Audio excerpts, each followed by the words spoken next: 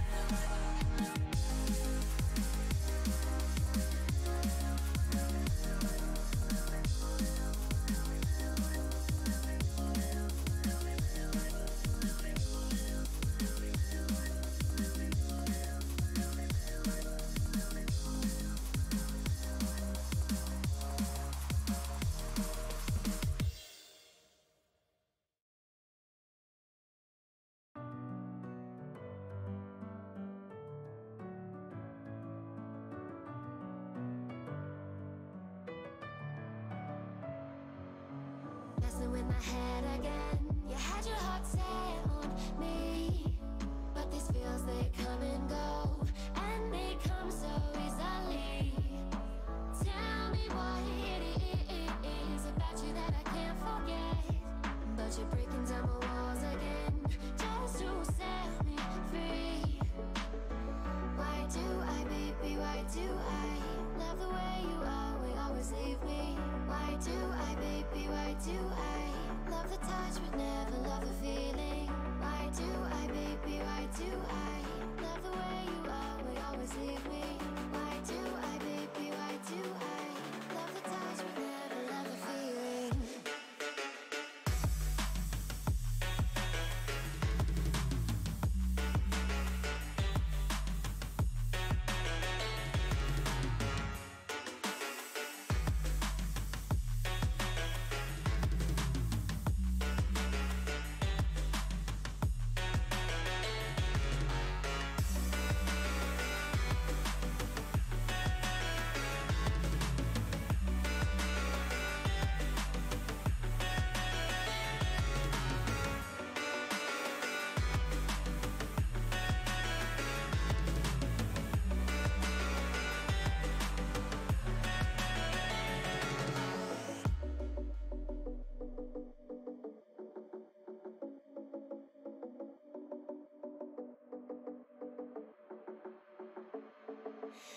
Staying up when I go out, you gotta know I'm all yours. But when I say what's that about, you start slurring your words. Tell me why you have to seem so distant when I'm holding you. Your fingertips are drifting away, and I fucking love how it hurts. Why do I, baby, why do I love the way you always leave me? Why do I, baby, why do I love the touch but never love the feeling? Why do I, baby, why do I love the way you always leave me? Why do I, baby, why do I love the touch but never love the feeling? Why do I, baby, why do I? Why do I, baby, why do I? Why do I, baby, why do I love the touch but never love the feeling?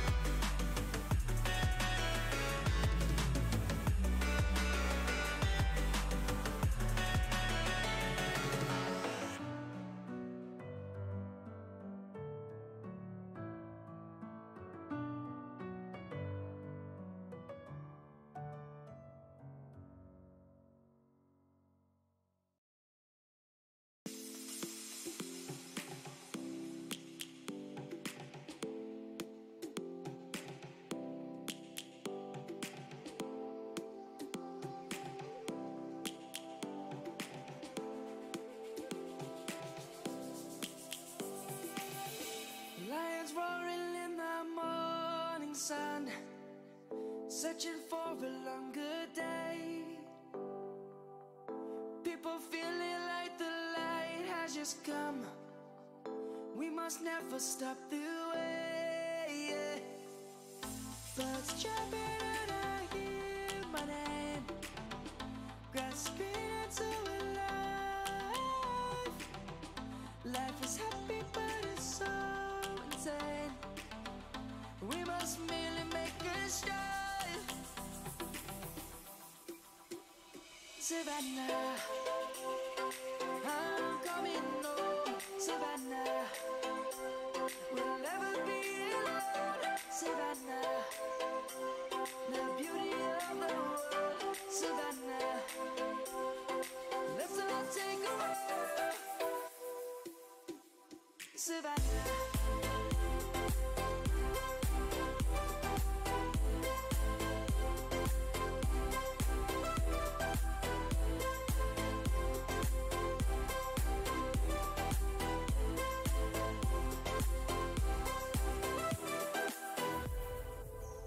is gonna come. The birds have just begun. We will always take a stand for the people, for the land. Let's go back to when we were young. For the animals we stand. Let's go back to when trees were swung. Kids across the land. Savannah, I'm coming home. Savannah. Adventuring Company. I am your DM, The Void, aka Heath.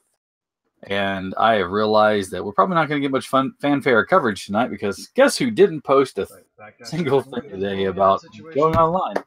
Whoops. That would be this winner chicken dinner guy right here.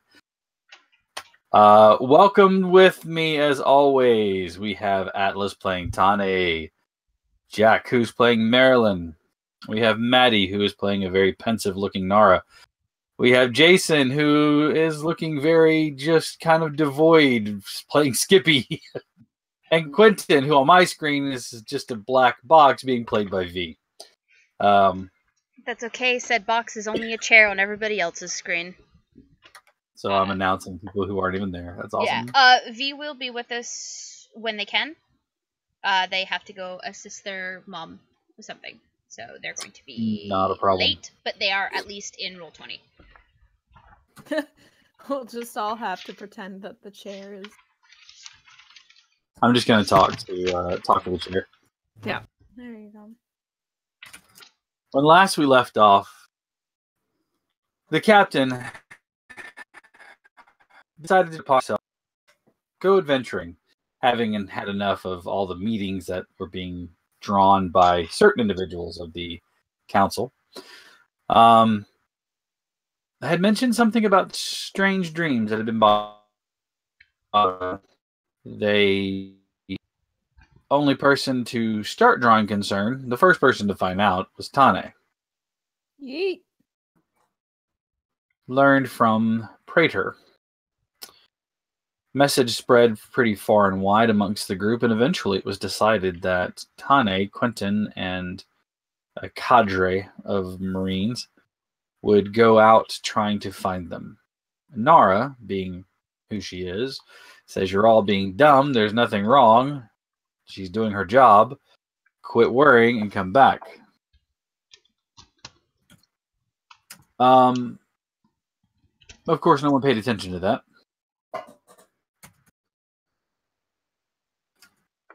And what we ended up with is Quentin and Tane off in the woods, their communications devices working not really at all at best. Had found a strange tunnel or a chute. It ran down underground, made out of this crystalline rock, almost like quartz or amethyst. But the hole that was bored in there was almost perfect. We found more of these, as well as others that weren't quite perfect. They decided to investigate further. Tane slipped down into the tunnel. The Marines waiting patiently to hear what would happen. In the meantime, Nara is working hard to find a cure for Nain, who is currently in a state of cryogenically being frozen because of the fact that this disease is starting to spread, or at least they're trying to stave off it spreading further. Skippy made friends with some of the council members, and they traded some hooch. He also then loaded up a group of workers and some equipment, and took off in the small cruiser that they had to go find out what was happening. What's that? We really need to name that thing. Yeah, the little suborbital cruiser that they have to go find out what happened to everyone. All the while, Tane finds out by going down the tunnel that he has been chasing a bored hole in this crystal made by a worm with a beak that closes up in almost a perfectly conical shape. Gross. Slightly opens with some sort of acidic bile or spittle that pours forth, and it pushes into the stone, almost like pushing your hand through jello or some other soft but like slightly resistant material. As it Slide. moved out of the way, it revealed that it was not alone. Truncated bodies on long, spindly legs with long, spindly arms. Their faces shaped into conical design. These creatures carry spears, almost primitive weaponry. And as Tane looks on, you watch as one of them grabs the beak and lifts what is a mask, revealing its face. And that's where we'll pick up. Tane. It lifts the mask from its face, and you can see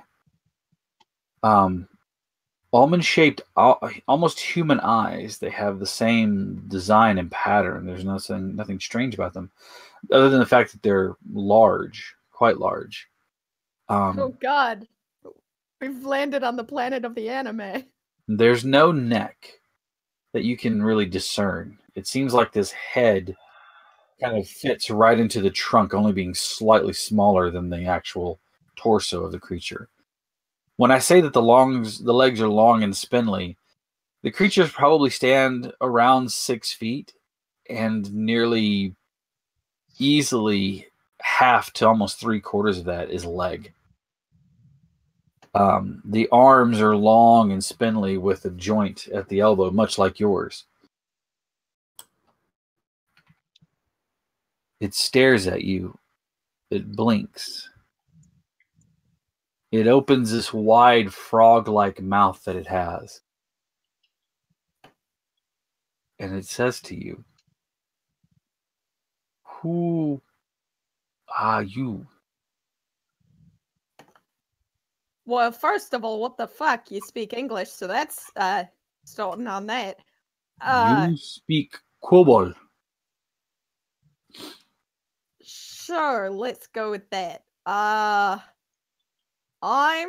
Tane Kahuyanu with the yeah, you probably don't know any of that. I come in peace.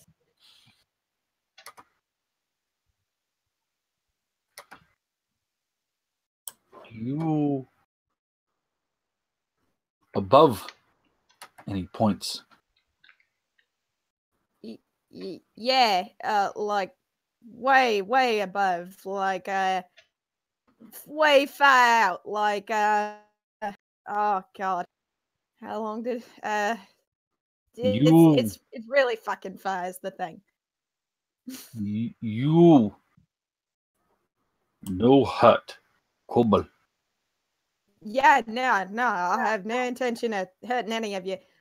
Listen, I'm looking for some friends of mine. Friends, you know what those are?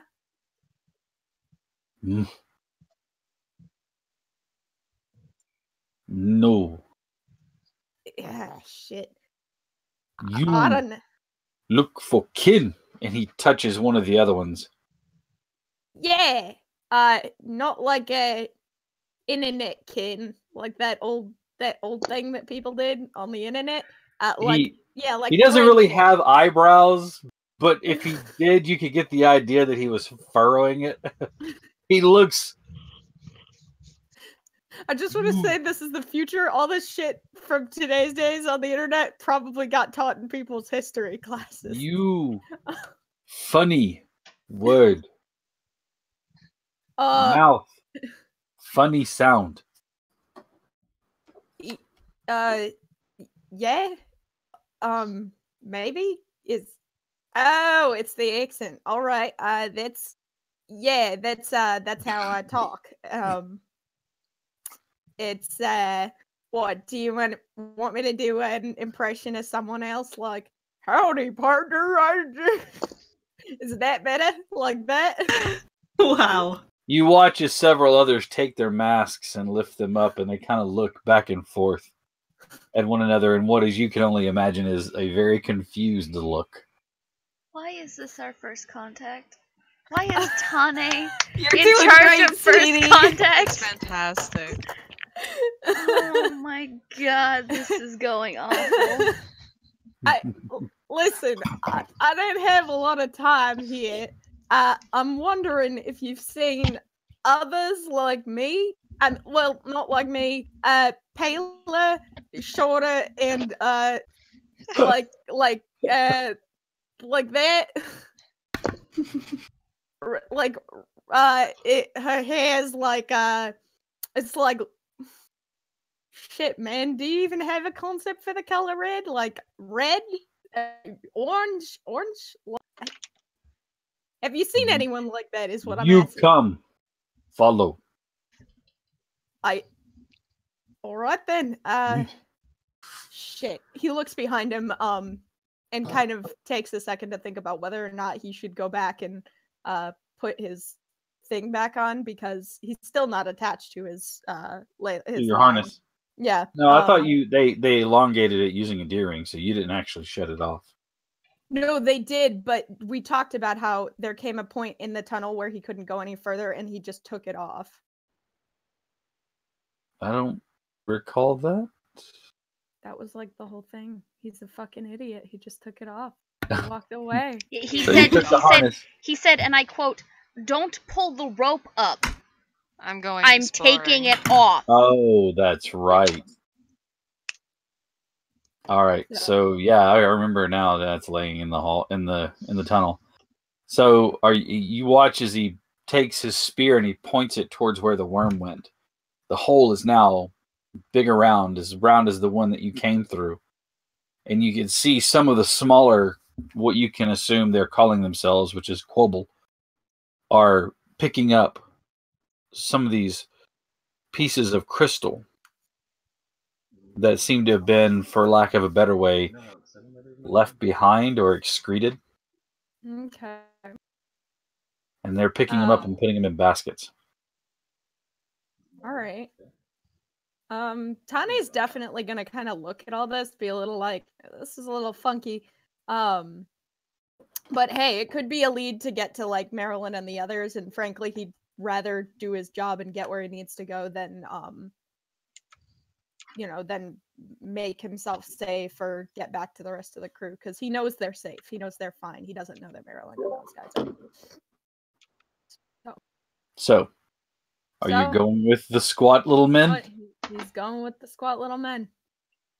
Well, they're not squat, but the little truncated torso ET looking dudes with long legs. All right, cool.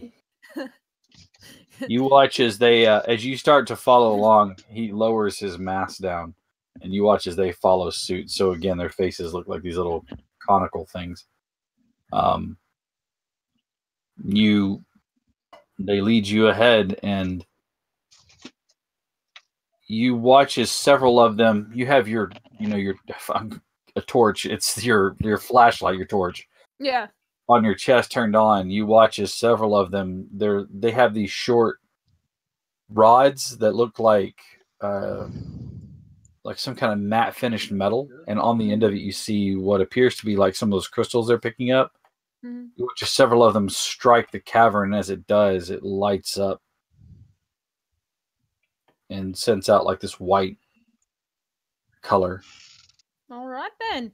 And they kind of hold them and they start walking. And there's probably about 12 of them all together. And you start walking down the tunnel following where this worm was going. Figures I don't recovering time, bro. Marilyn. You left that morning after having a dream. The dream was of a station, like a space station.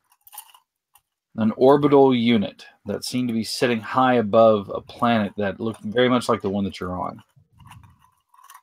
There was the sound of an alarm, which made you toss and turn.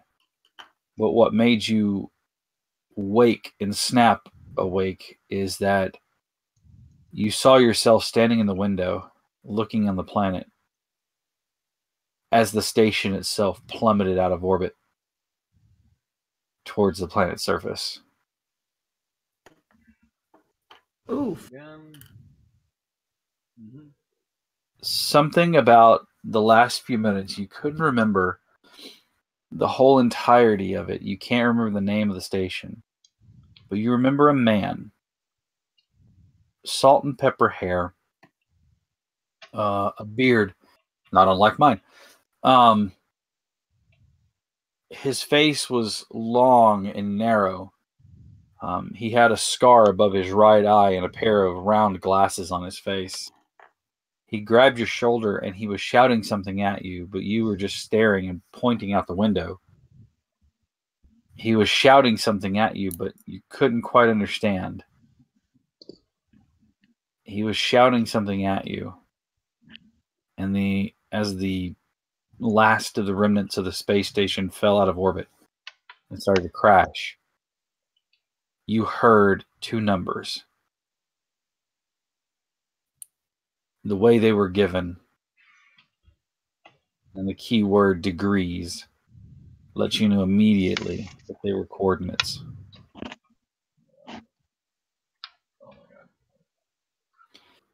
You immediately awoke, and you wanted to go scouting out with the crew because there's something about the dream that maybe you could find the coordinates, maybe you could identify where you were at based off of you don't know what.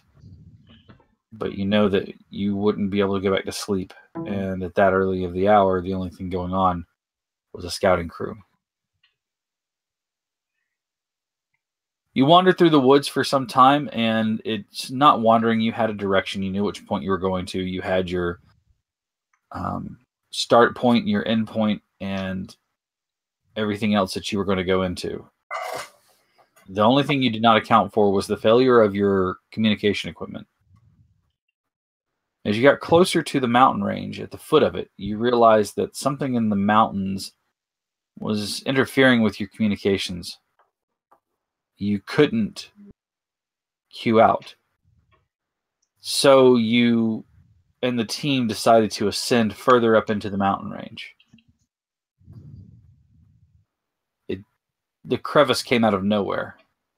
It was covered by dirt and other detritus that had accumulated over years. You were all tied off with one another, as is a safety protocol, in case one of you fell, that you could, anchor yourselves. Unfortunately, you didn't expect to all be tumbling so fast. You're sure you only fell for a few seconds, but as you look up, the light that leads out is much further away. A quick assessment shows that you did lose one member of the party. A nasty fall, a spill onto some jagged rocks, and he's no more.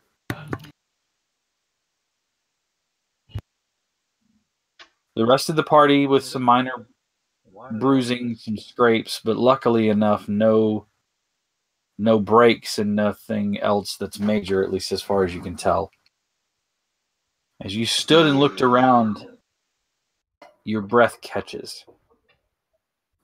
As carved into this crystal-like material that forms this mountain is a temple. Or at least you assume, given the fact that the front pillars of it are covered in iconography. You see shapes of what appears to be small, boxy, or can-like people with long legs and arms bowing in genuflection in front of a large, long creature, the body very long. As it rises up in front of them, it has 4 limbs. In its limbs, it carries a spear, an axe, a spear, a sword, a hammer, and a shield.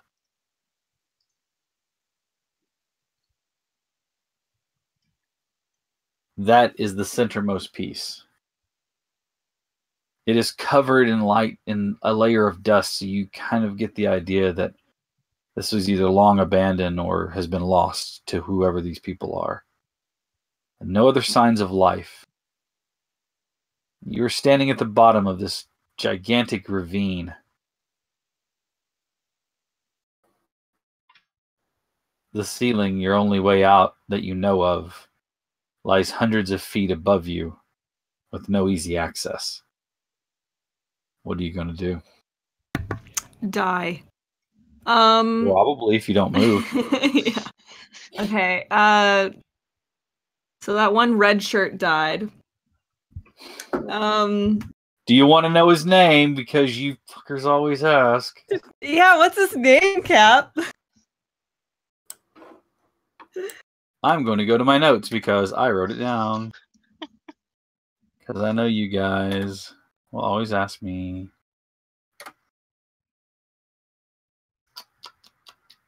His name was...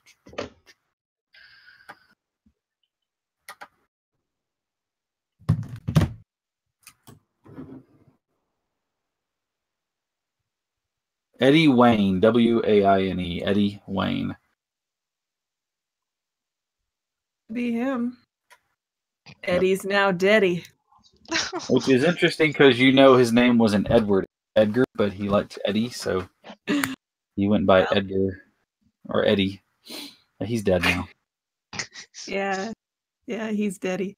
Okay. When Eddie said he didn't like his Teddy, you know he wasn't. Sorry. All right. Well, okay. So I assume we've already checked each other over now. Yes. Since we found that somebody has just met a horrible end. Yes, you have. Do we have any... How many hundreds of feet are we away from the entrance or the crevasse or whatever?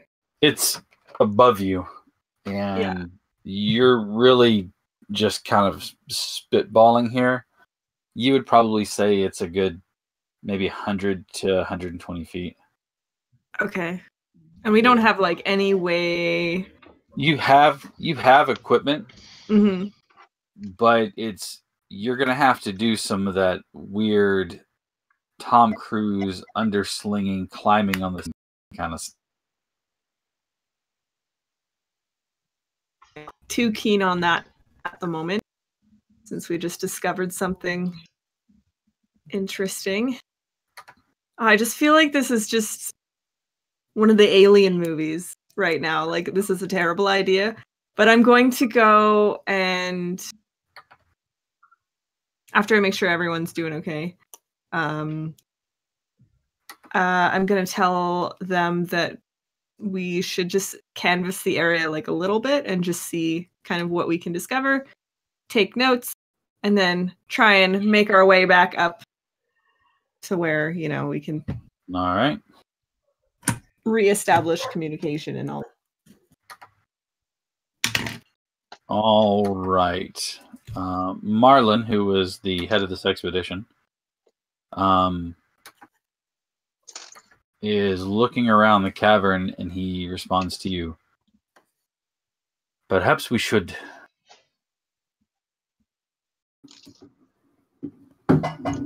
scout to one end or the other. I don't like the look of the building. We should avoid that at all cost.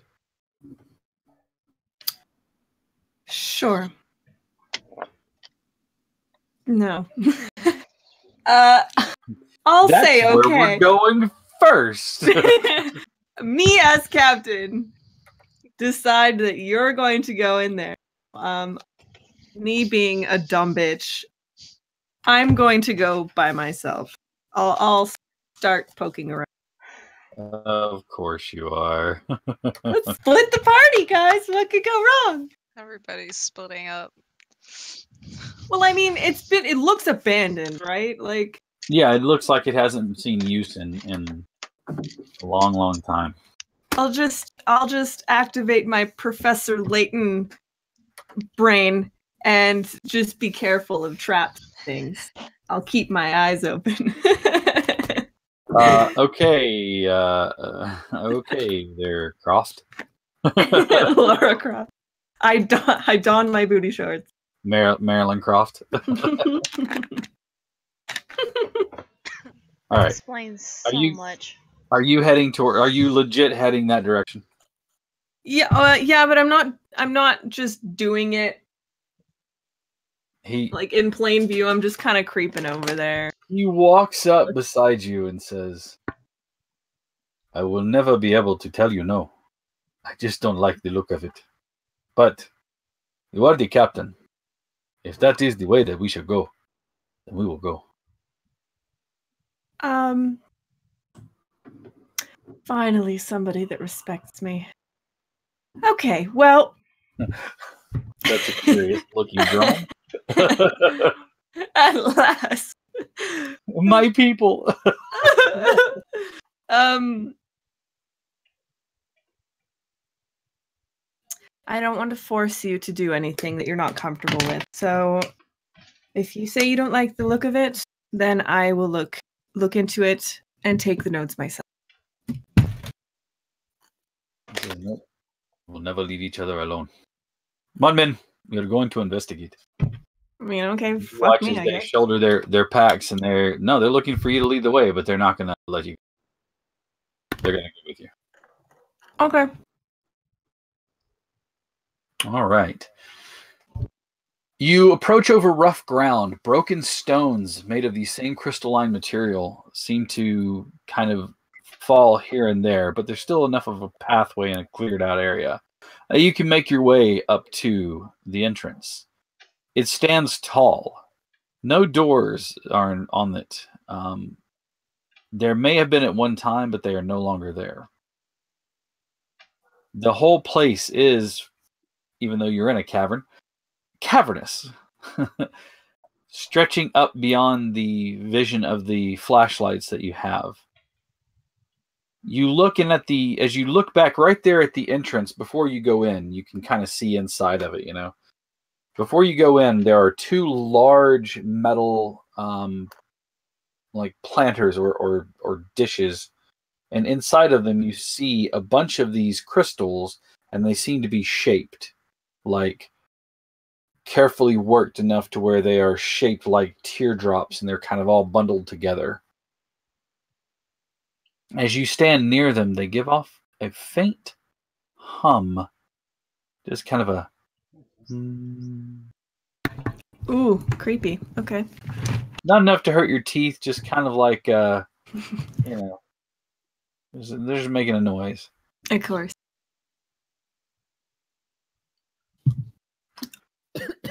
All right. Are you going to investigate one of the crystals, or are you just going to go into the large templist place? Yeah, I'll investigate the crystals. I'll probably do we have tools to collect samples and things like that? Absolutely you do. Hell yeah. Small rock hammers and things like that. I'm just gonna help. All right, so you're going to take a rock hammer and hammer on one of the crystals? Yep. All right, as you do, you take and bink, and it doesn't chip, but instead what happens is you hit it once, nothing, you hit it again. On that second hit, you watch as they kind of flicker and come on. They cast beams of light in all directions that as it starts to brighten, you can watch as they shine on the ceiling and they light up the drawings and the pictographs and the iconography that's on the front of this building. Like if somebody put a spotlight to shine on the big banner that's hanging in front of, you know, the concert hall. There's a soft sound inside of kind of a like somebody letting out a breath, but quickly. And you can see throughout the entirety of the temple, more of these lights are popping on. You stand in front of a very now lit building. Yeah, lit AF.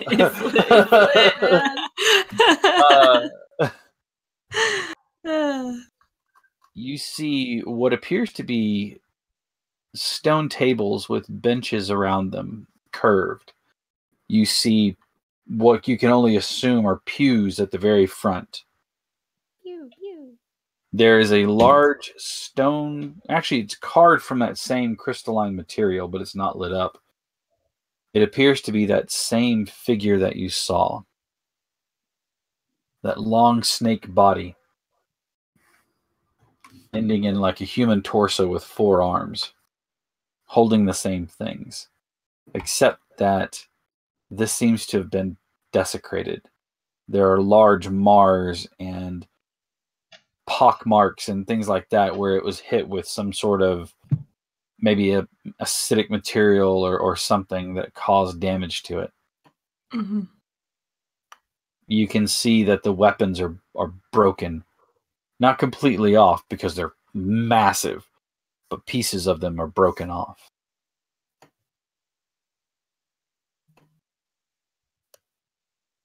Okay. Well, that's interesting. Before you press in further, Skippy. The vehicle cruises easily enough over towards the mountain range where everybody's seen. That's when Tritimus says, Ensign, I apologize for troubling you, but I believe there's something wrong with the Praetor. Look at Praetor. Praetor, you alright? The Praetor turns, and again, no face, just this head, and it starts to kind of bob, and one arm comes up and back down, and the Tritimus goes, it might be safe to maybe disable him temporarily until we can figure out what it is that's affecting him so. And why it's not affecting me. It's interesting. Well, you're more advanced. This is very true. I'm also made of different material. There any odd sort of broadcasts or odd interview or anything? That's an excellent question. One moment. And he pauses and he says, I see the trouble. There seems to be some sort of rather large interference, both ferromagnetic as well as other magnetic fields seem to be causing an issue with. Well, that would explain why they were having problems with the communication, as well as why the Praetor is acting so. This whole mountain range seems to be emitting this some sort of strange energy output, for lack of a better way of saying it. Is it going to affect the ship? I'm not sure, and that's something that's odd for me to say. I would suggest that we probably should put down, though, just in case. Okay. Oh, are we over the mountain, or are we just approaching? You're like very near to it because you can move at a lot faster pace than people on feet can. You are very close to the mountain range. About if you were to be with them whenever they started experiencing radioing problems. We're still up here. Let me try and communicate with them one more time. All right. Maybe if we're closer, it'll get through the interference enough to at least make contact. Sure.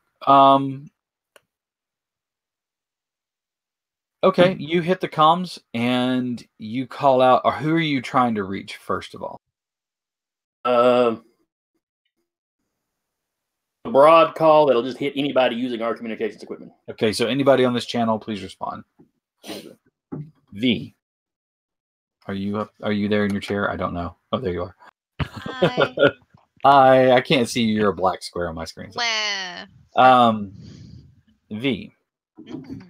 As you are waiting patiently, trying not to chew your nails, there is the sound of the radio that bursts to life, and it says, although very staticky, like the reception is not very good, and you lose a portion of it, you're quite certain that it's a radio or a robotic version of Skippy's own voice, as it says, anyone respond.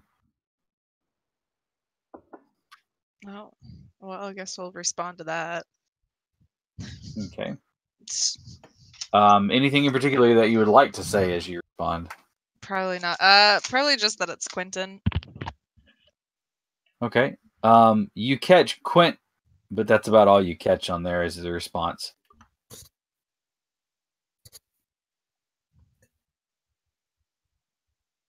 Quentin, can you give me your coordinates? You hear Quint Nits. Quintnits. Quintnits, the hot Yes. new cereal. That's more like a snack food to me. Man. It does like you should buy them in a pouch, and they come in like barbecue, chili, ranch flavor. I'd agree to I that. saw Maddie give us like this disapproving look. These are Quentin's snacks now. You can't say shit. I'm gonna guess I can Little face understand. days. I'm gonna guess that I can understand that he's trying to say coordinates. You're a navigator, yeah, that would probably be. So I mean, if we're coming in choppy, I can't necessarily say them over the comms, so I guess I'm gonna try and send him a message with the coordinates. It's like punching it in. Can I do that? Do I figure they're on the ship? You figure you're not sure. I mean, it's not making a terrible amount of noise. Oh. Plus, there's a dense coverage. I mean, it's a dense foliage coverage, so I mean, It's true. you can try to send him a message in that format. Okay. I will attempt. Okay. Go ahead and give me an electronics roll, and actually you're gonna have a -1 to this because of the interference. Yep.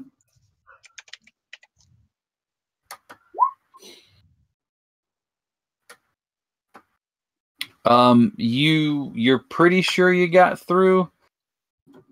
You see one number clearly come through, and the other one, it's like being stuck in a line of code.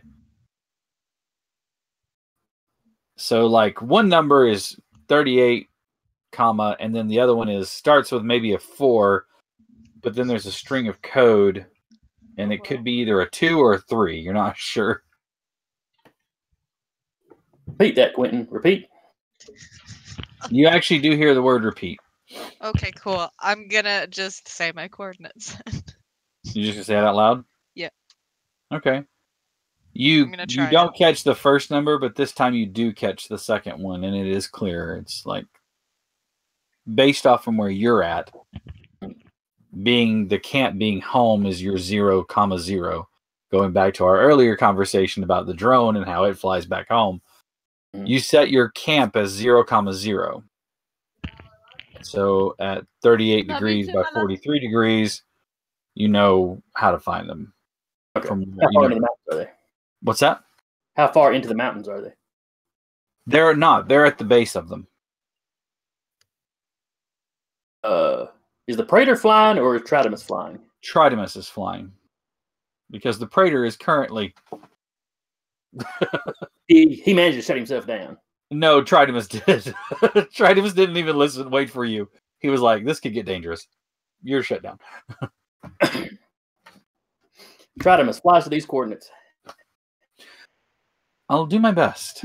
The ship is becoming a bit of a bear to fly. If you don't think you can do it, just go ahead and land, and we'll have to hoof it in.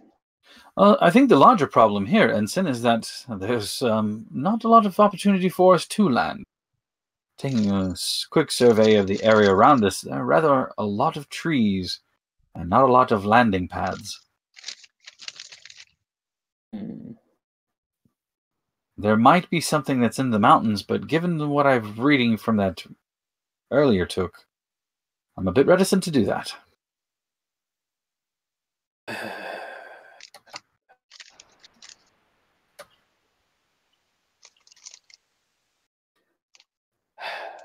I guess Landis, the first clear enough spot you see to land, Landis. As you wish. Closer to the coordinates, I will assume, than farther away. Oh, yes, definitely. All right. You watch as he kind of lifts the vehicle higher and starts to make not a large circle, but large enough that he can get a better survey. While that's going on, Nara, Paul and Sam bust in excitedly, both of them saying, "You tell her." No, you found it. You tell her. No. You're her right-hand man. You tell her. And you see Paul look at Sam for a second and goes, "You owe me." Come on, she'll love the news. Tell her. All right, fine. He's holding a sheaf of paper in his hand.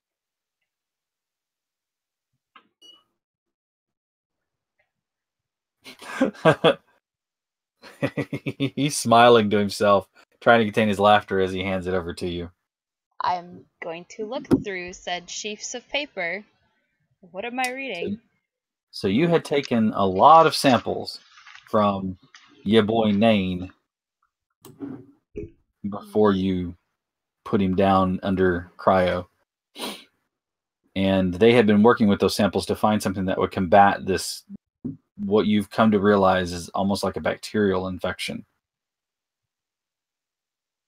And the report is basically different things that they tried from their medicine, different compound combinations from what they found around, using different things, and it is just fail, until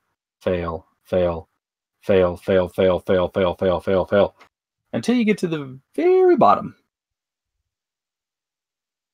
where it's a success.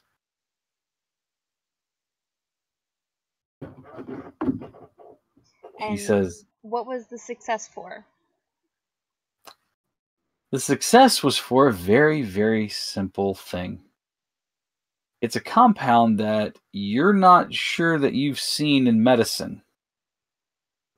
You're pretty sure that these compounds normally applied or at least ingested would cause a lot of illness. But as you carefully look at it, you realize that as a topical, it should be okay, as it's used as a cleaner. More specifically, to clean the filtration systems on some of the air scrubbers. To which Sam goes, "And I'm going to let Paul let you know how he found that one out." And you watch just Sam like, "Good luck," and leaves the room. Paul? So, right. You know how in the work area there, sorry, words are failing me. In the work area, there's there's an air scrubber in that room, right? So one of the guys in the maintenance came by to do some work, and some of the liquid that they used dropped onto one of the samples that we had, and what do you know? One of the maintenance guys. Look, okay? We were trying normal methods. We should be excited that something worked. I am excited that we have made a breakthrough. Yes, I am ecstatic. However,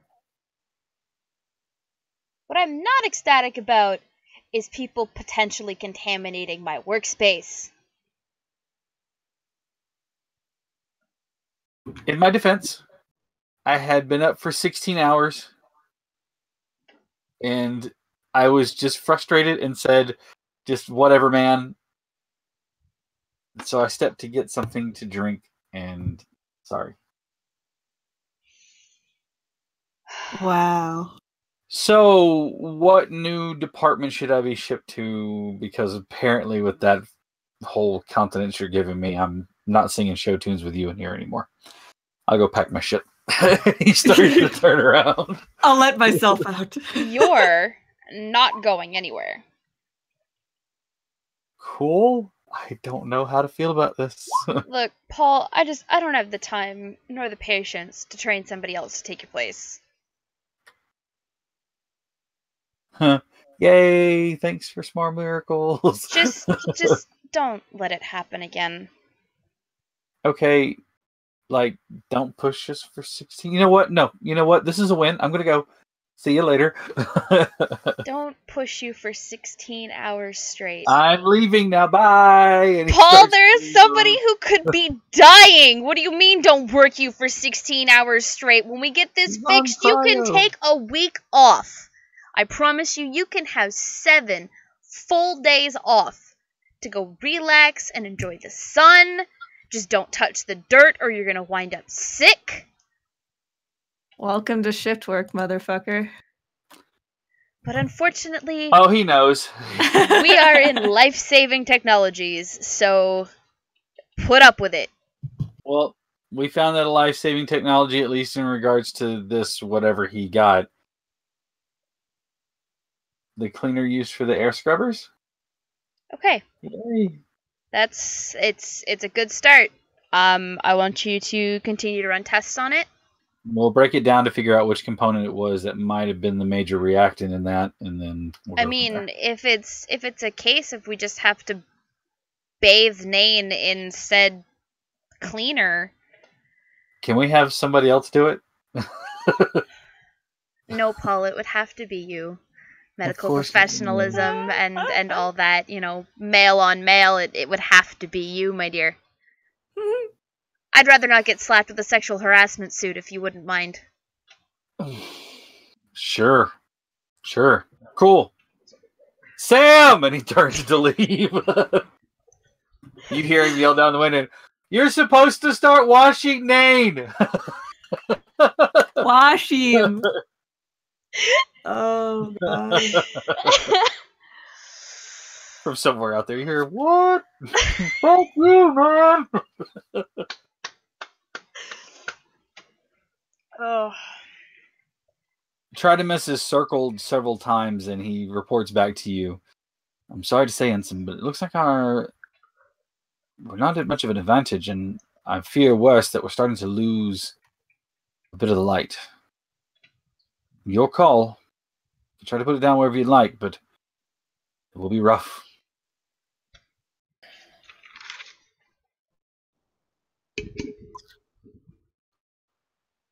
I get on the radio. Quentin. I lost that a little bit there. I'm sorry. He gets on the Skippy gets on the radio. Quentin, are you okay? Yeah, Tane's down a hole, but You hear Tane and hole, and you're not quite sure what that meant. Jason's You ready face. to go? surprise.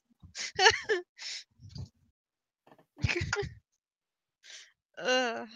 I heard the beginning when he said yes. Yeah, you did hear yes.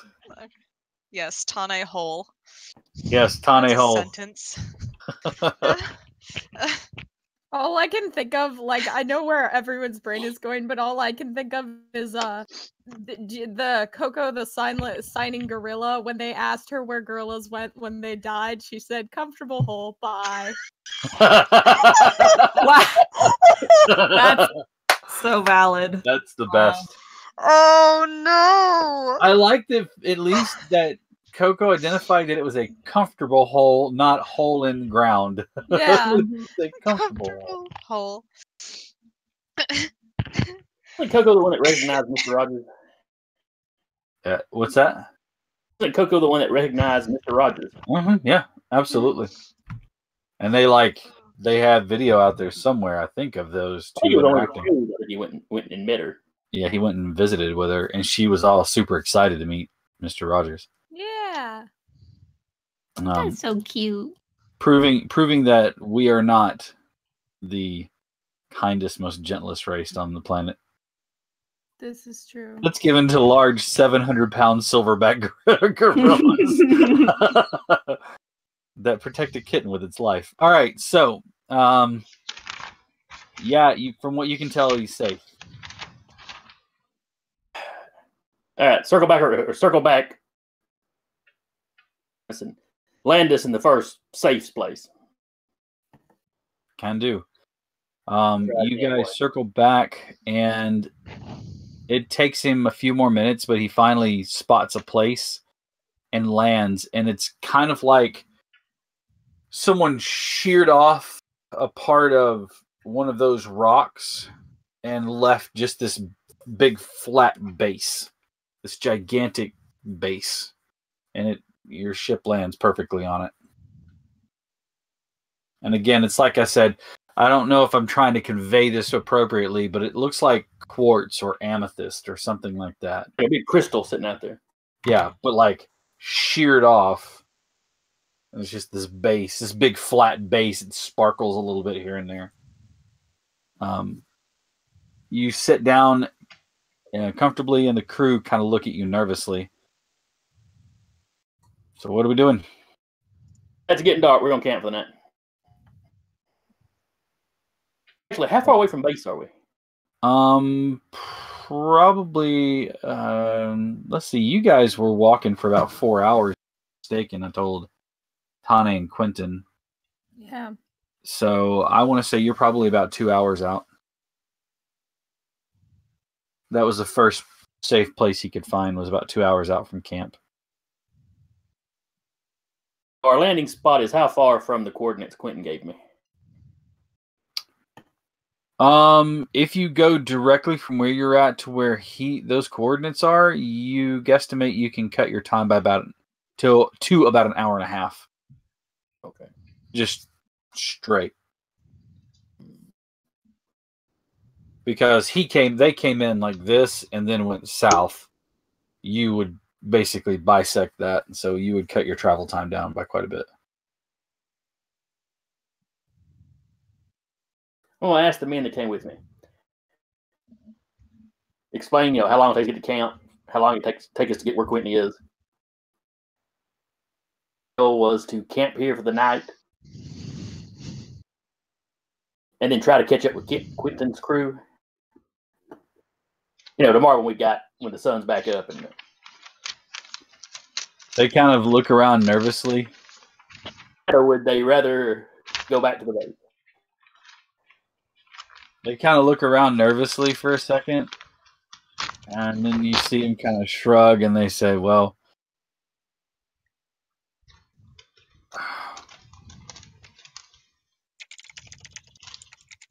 they're kind of hem-hawing around, towing the boards of the ship, and kind of like, you watch as one guy steps forward, and he kind of claps one of them on the back, and he says, come on. We're going to set up camp with you here tonight. We'll set out in the morning.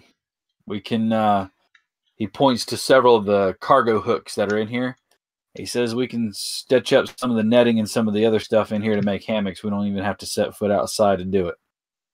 Sounds good. All right, boys, let's get to work. And you watch as they start stringing up stuff and setting up, camp inside of the cargo. It's cramped quarters, but better than being outside with you don't know what.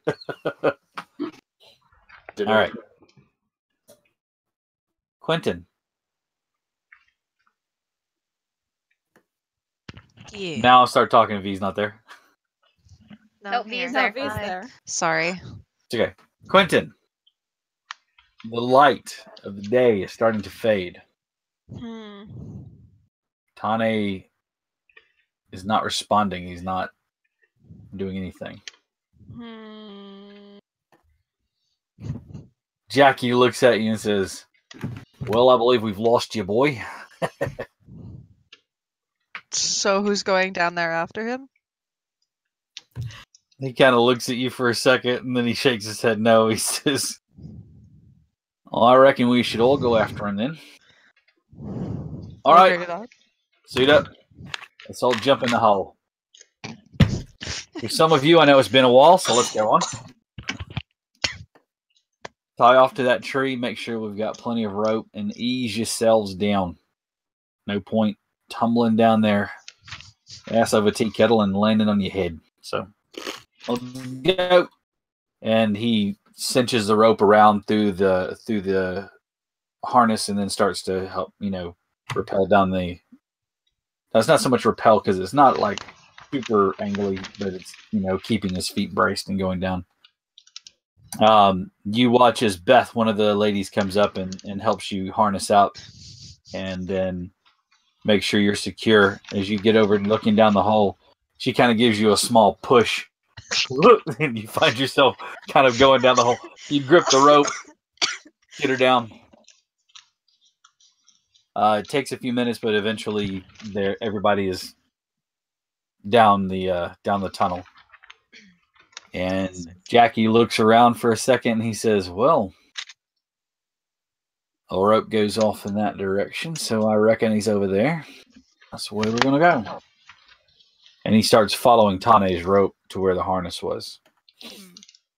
He looks down at the harness, and he goes, he looks at Quentin, looks down at the harness, looks back at Quentin, and he goes, "You really do like them dumb, don't you?"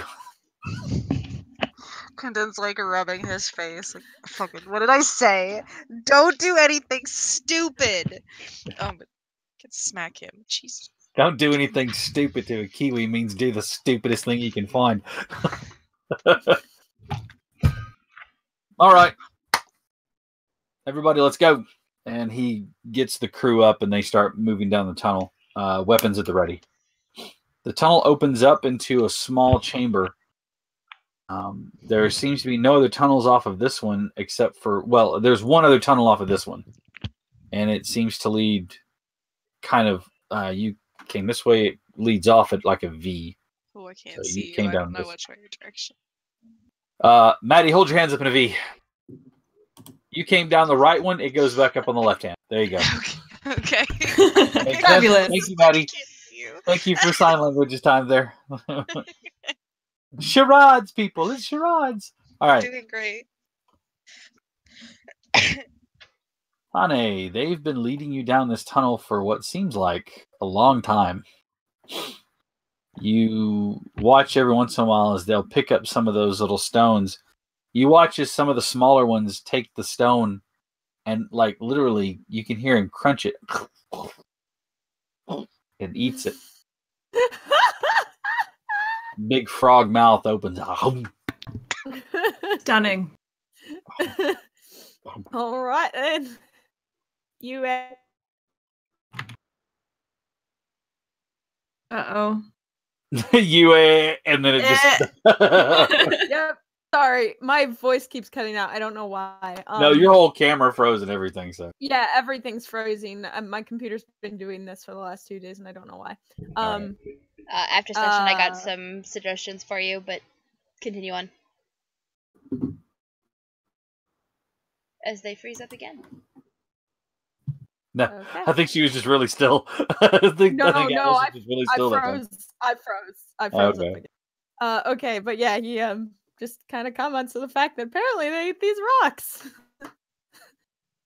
You watch as Quobble, the one that was talking to you before, says, "Crystals serve many purpose. They are energy for body. They are energy for many things. And he holds one out. He holds one out to you, and he says, "You am hungry. You eat." You like awkward social interactions. You eat. I'm all right. Appreciate it, but I'm good. You have teeth. Points to your face. Yeah. You- Is that a problem? You have for grinding, for crunch. Yeah, not for that.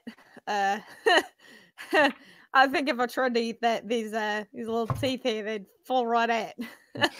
These not little big weak on human that. teeth. These little weak human teeth I've got. Mhm. That's your Yeah. problem right there. Basically. Yeah, I think I'll stick to plants and animals, thanks. What them? What them? Like you know, like woof woof like that. I don't know. Shit. What was some of that? There was like a sloth, I think. So Oh no. You all right. Where'd I cut out this time? like a sloth? Yeah, like one of those things. Like I don't know. You know, animals, plants. You am sick. You not feel hungry. No, I'm not.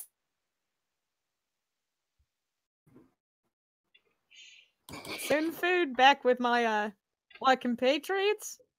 I'll be all right for now, but yeah, no, I'm good. Thank you. Ugh. You okay? All right. They continue walking on, but he's muttering something in a language you do not know. And then there's kind of a chortling sound from some of the rest of them. All right. All right. Captain Foster. Me? Does she You're make that stricken. noise as she walks into the room? Like, Yeah, exactly. And it echoed. Looking around this room, would you like to move further in? Yeah. Does the ground Right now, look you're standing at like- the door. Does the ground look like stable? Yeah, I don't want to it fall into looks any like- more cracks in the earth. Looks stable. It's set up. I mean, it's raised from the actual ground of the cavern that you're in, but it seems like it's stable. All right, I'll kind of slowly make my way in. All right. As you make your way in, you saw only the building pieces, the pews, the tables, the chairs, the round benches, the large statue, the worked stone. But what really strikes you this time, though, is what you didn't see before. You would say they were skeletal remains, but they're not made of calcium, or at least not completely like our bones are. They seem to have almost like this crystalline material that's worked in with them. You see what appear to be like a long, like two long femurs almost.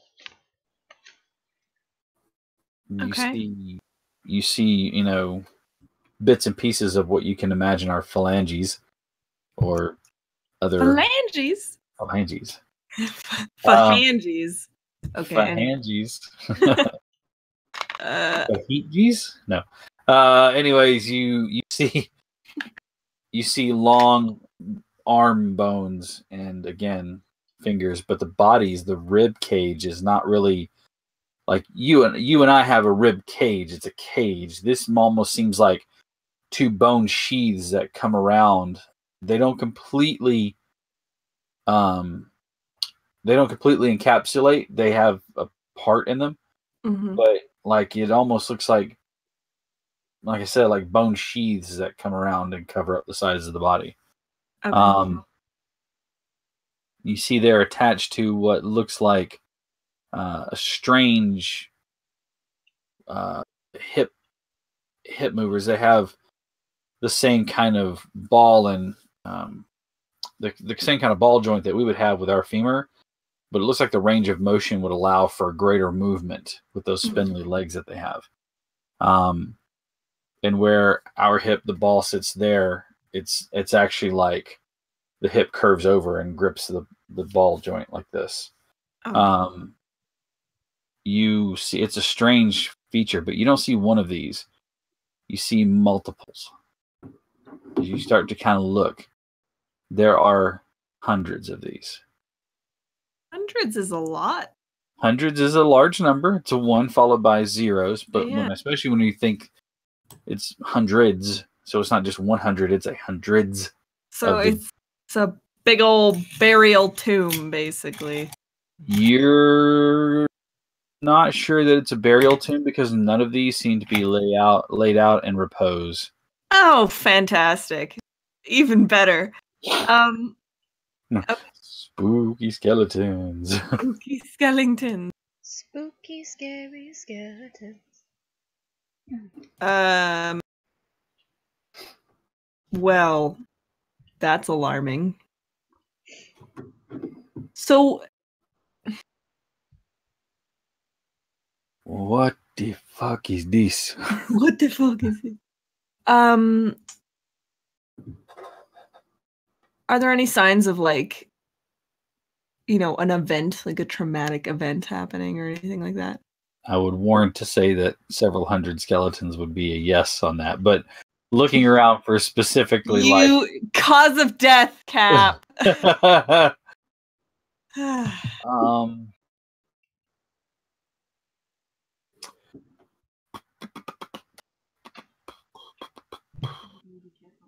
Where did you go? So I can get out. Here you are. Hello.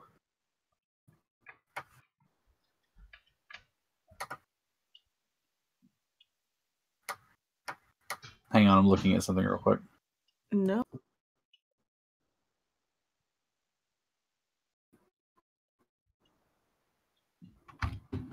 Wow.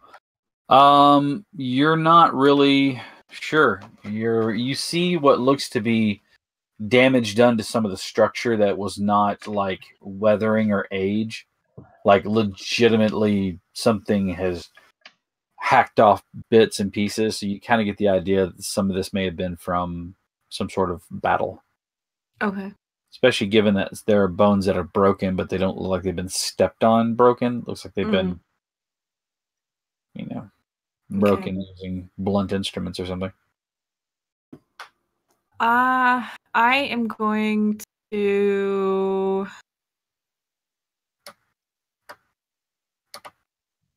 This is kind of crappy of me, but I'm going to go up to some of the bones and I'm going to try and see if there's any fragments or anything that won't be missed. And I'm going to take some... Considering it hasn't been touched in you're not sure how long, yeah, I'm pretty sure you can touch some of the fragments without being missed. Well, morally, it's a little shitty to just take somebody's bones. But, I mean, I'll just take just a couple phalanges. Phalanges! And, yeah. All right, you take a few of the finger bones of these strange creatures.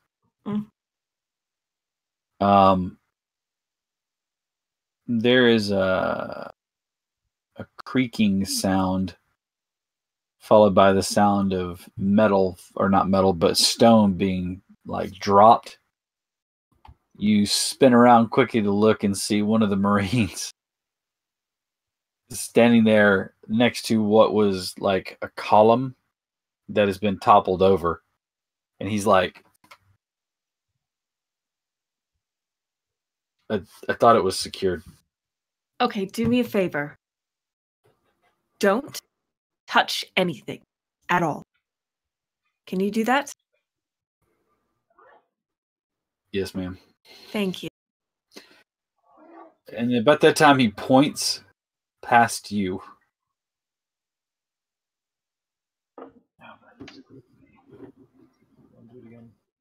You turn to look and see, or more importantly, you hear out of the shadows the sound of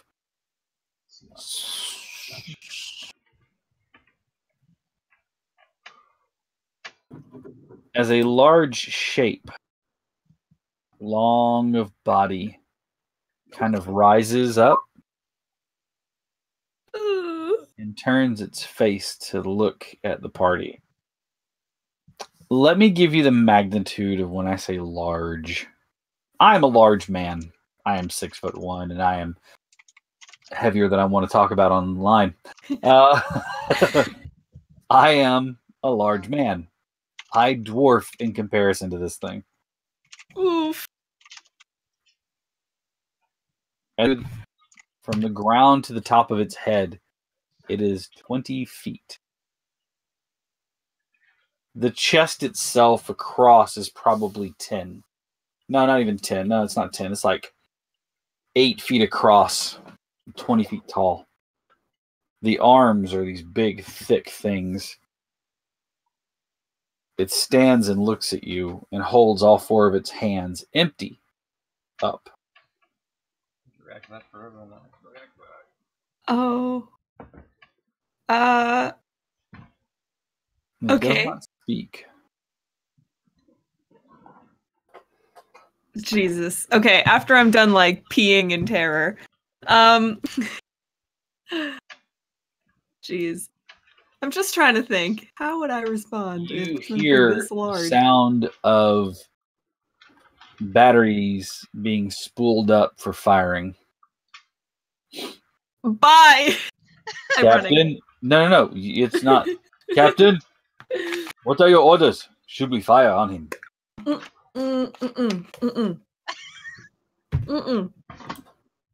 No. Captain, I don't feel good about this. Okay. It's fine.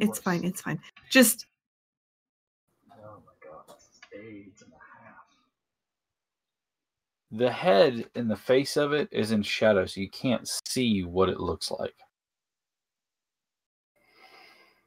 this You is can just terrible. see the arms. Are you going Oh. to let them open fire, or are you going to tell them not to? No. Okay, no. Don't fire yet. Don't fire. Just wait. As you stand there and wait, it comes closer. And you can see the face of it for the first time as it pierces the shadow. And you would expect to see eyes, a nose, a mouth, or something. It's just a blank slate.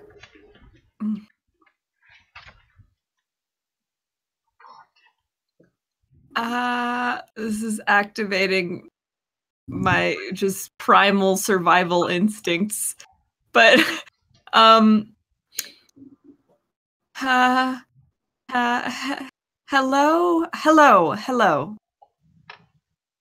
Sorry to disturb you. The head moves down to stand in front of you. This massively wide thing. And it moves back and forth like a very snake-like as it peers at you.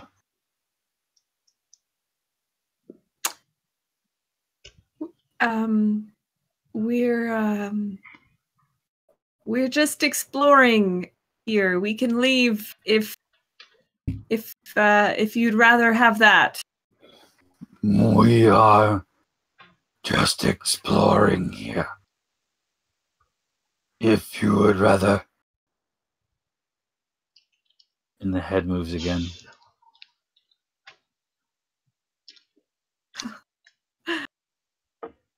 Oh, Jesus. It'd be nice to have like a robot friend right now. I'm a little bit out of my element at the moment. All the robot friends right now.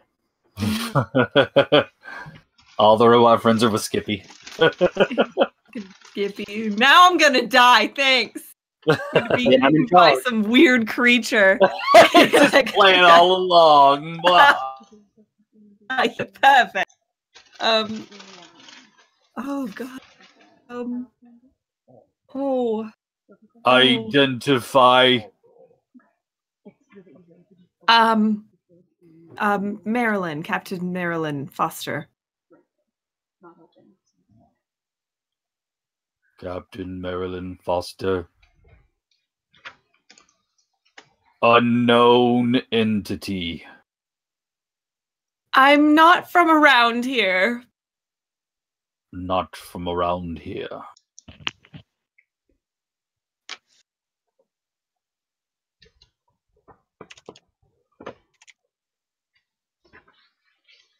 Are you the leader?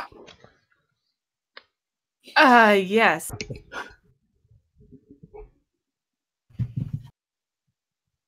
These are your My what now? You want to say that again? These are your warriors. Mm-hmm. Yes. Seems legit. It rises up to its full height. Not its full height, but it rises up. Pledge your fealty to me. I'm gonna look towards my team and just be like, they didn't they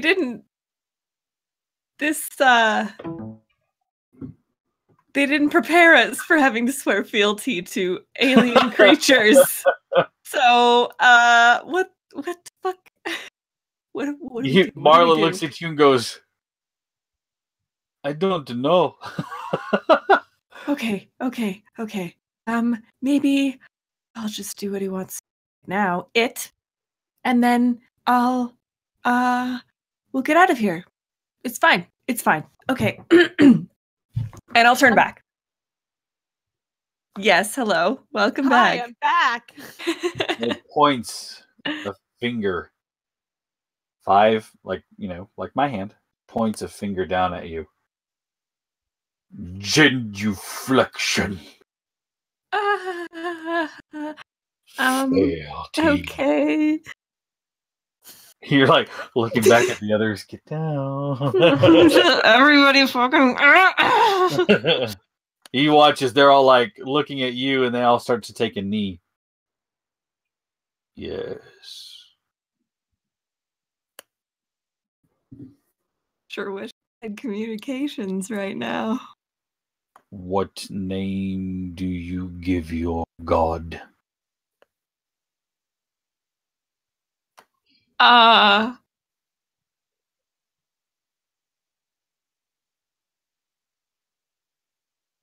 What? Okay. Racking brain.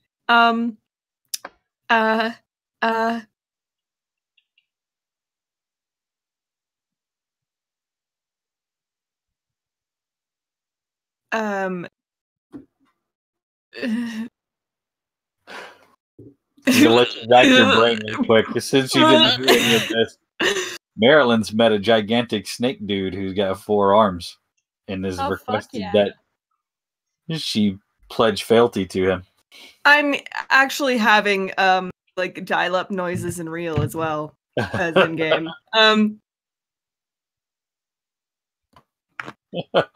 Jack.exe has stopped working. Please Literally, I am not long for this. Report the error or wait for it to respond.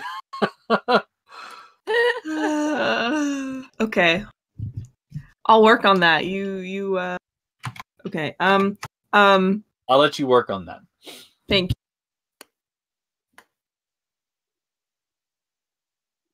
Tane, as you are walking, there is the sound of quickly moving feet slapping against the crystal. Yeah, one of these things is running, and it is.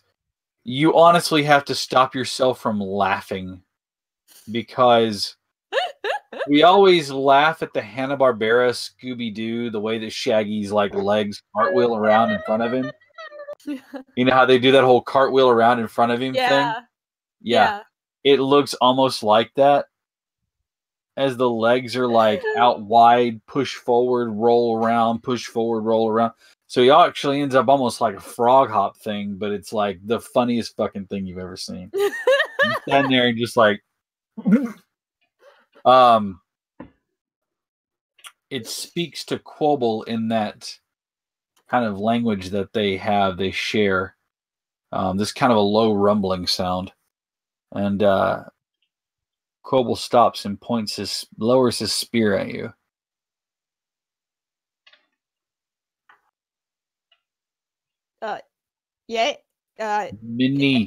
Many of you come. Oh, more More. like humans. That's what we're called. Humans? You found more humans.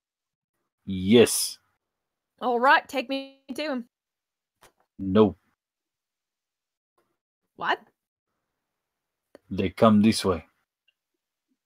We stay. So, They come. alright then. Just don't hit any of them, all right? Be gentle, gentle. He all kind of right? stands. He stands up. He can't really tilt his head because there's like no necks. It's just kind of this motion. No hurt. They not food. They Right. not hurt us. We not hurt them. Humans are friends, not food. Got it? We got it? All right, fantastic. He holds up one of the crystals. You want food? No, I'm all right. And maybe don't offer any to the other humans. It's we don't eat that. I appreciate it. You're very, very kind.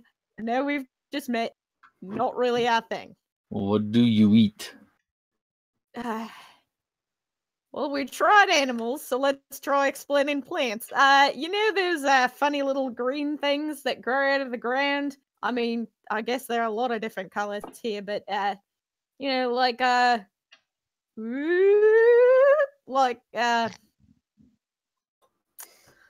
you know what? Shit, don't even worry about it. We just we don't eat rocks, and it's not really a big deal what we do eat. So appreciate the concern, but I promise it's not a big deal. What? No. Yeah, don't worry about it. I don't know how Plants. to explain plants. I don't know how they work either. I read like a picture book I on them. just when realized we gave him the village. You what? Oh, we gave him the village idiot to introduce him. The first person they meet. Atlas is brilliant. Atlas gets science on a whole other level. Tane, Not so much. I'm He's surprised doing... you didn't take the rock and go, bad. Pretty good. Pretty good. I would have at least licked the rock. Yeah. For science. Tane probably knows a couple geology majors. He knows that licking rocks is how they do their science. Yes, this is the fabled salt rock of blah blah. You watch as they all start to sit down. They take out what appears to be like some kind of bladder or something else like that, and they put there's like a little open end, and they squeeze on it. He holds one up. He holds it up to you. Drink. Is it water? Like, I really don't think I should be just drinking stuff. He like kind of takes it and like sniffs it, like. It smells like sweet. Not like perfumed sweet, but like juice, like a juice almost. All right, he takes a sip. Okay. It's thick like aloe. Okay. It Okay. is sweet. Not like super sweet, like, oh god, this is diabetic coma. But it has a sweet flavor to it. Okay. It is refreshing. Doesn't take a whole lot. Like you take one little off of it.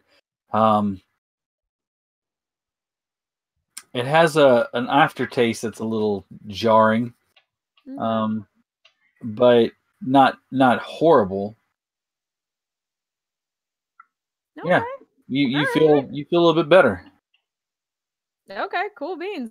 I hand it back to the kobold, and I'm like, all right,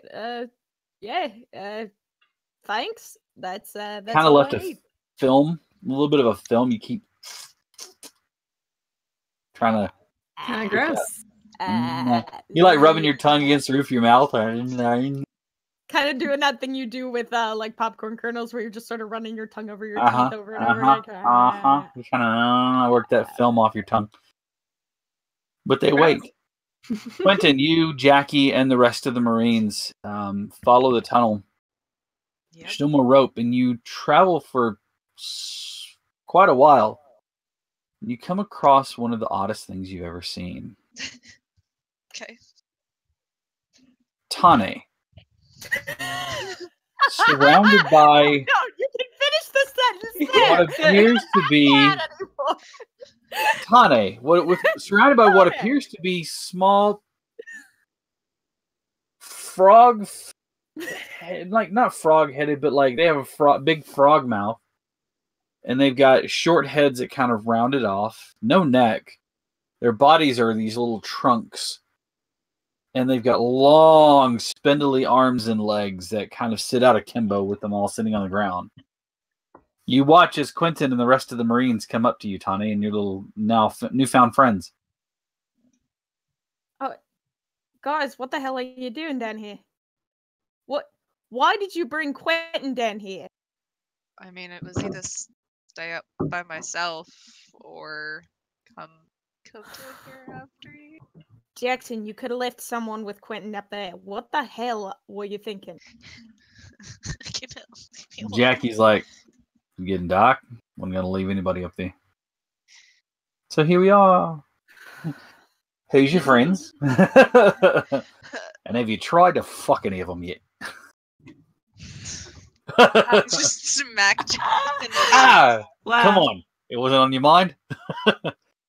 Also, Tane there's a little- Tane hits Jackson in the face with a solid right hook.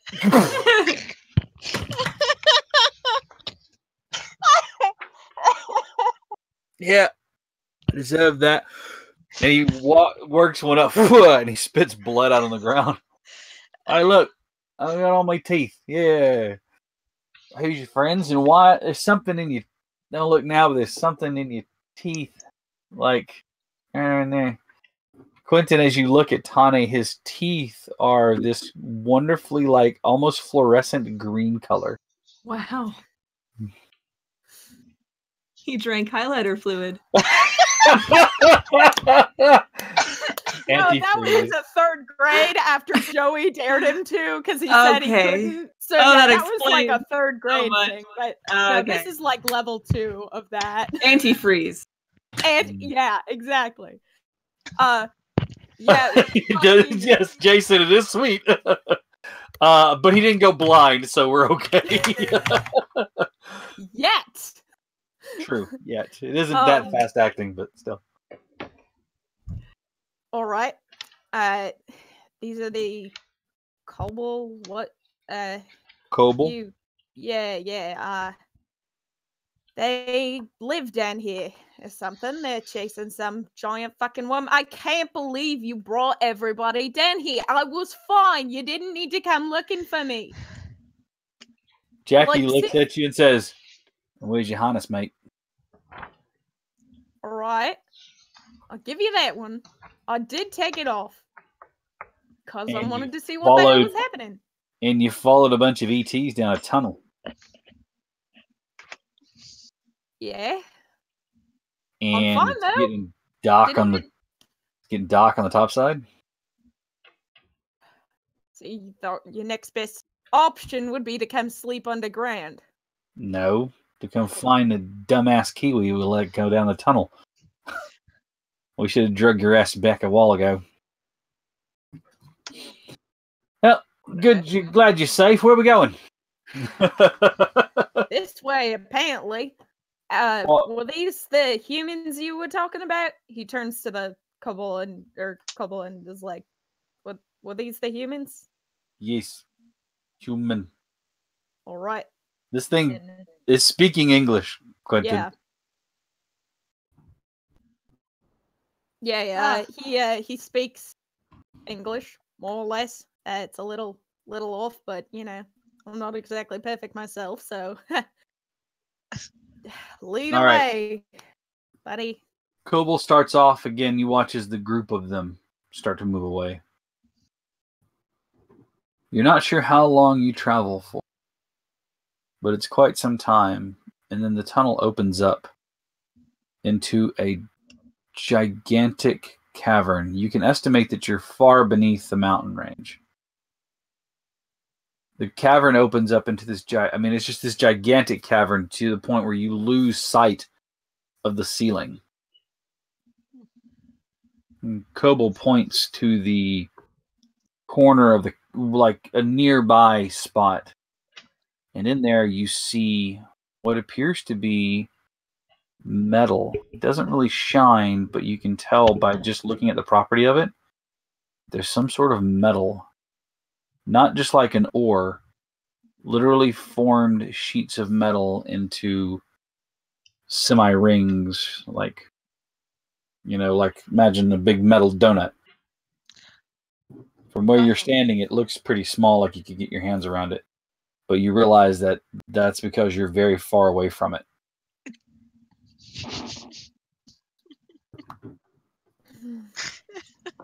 Marilyn.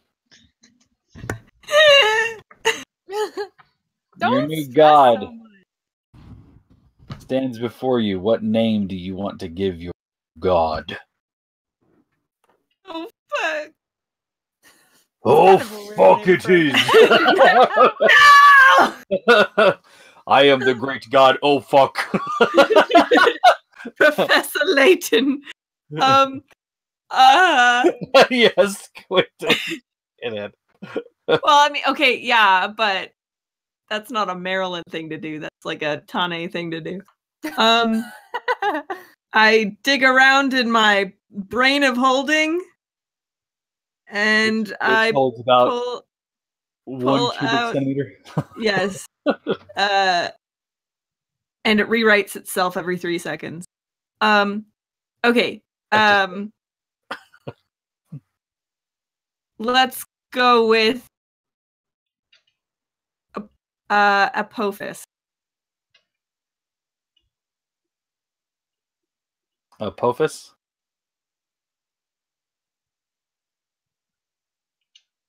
It lowers down and looks at you.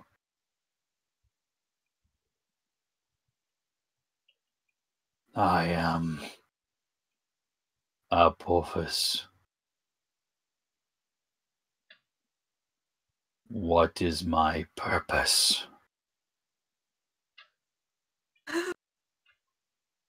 Rubs. Squeezing oranges. Squeezing oranges. Clearly, look at the size of that body. You can drink a bunch fine. of oranges at one time. Get my ass out of here, motherfucker. Oh. I can't. Oh god, I don't want to kill everyone.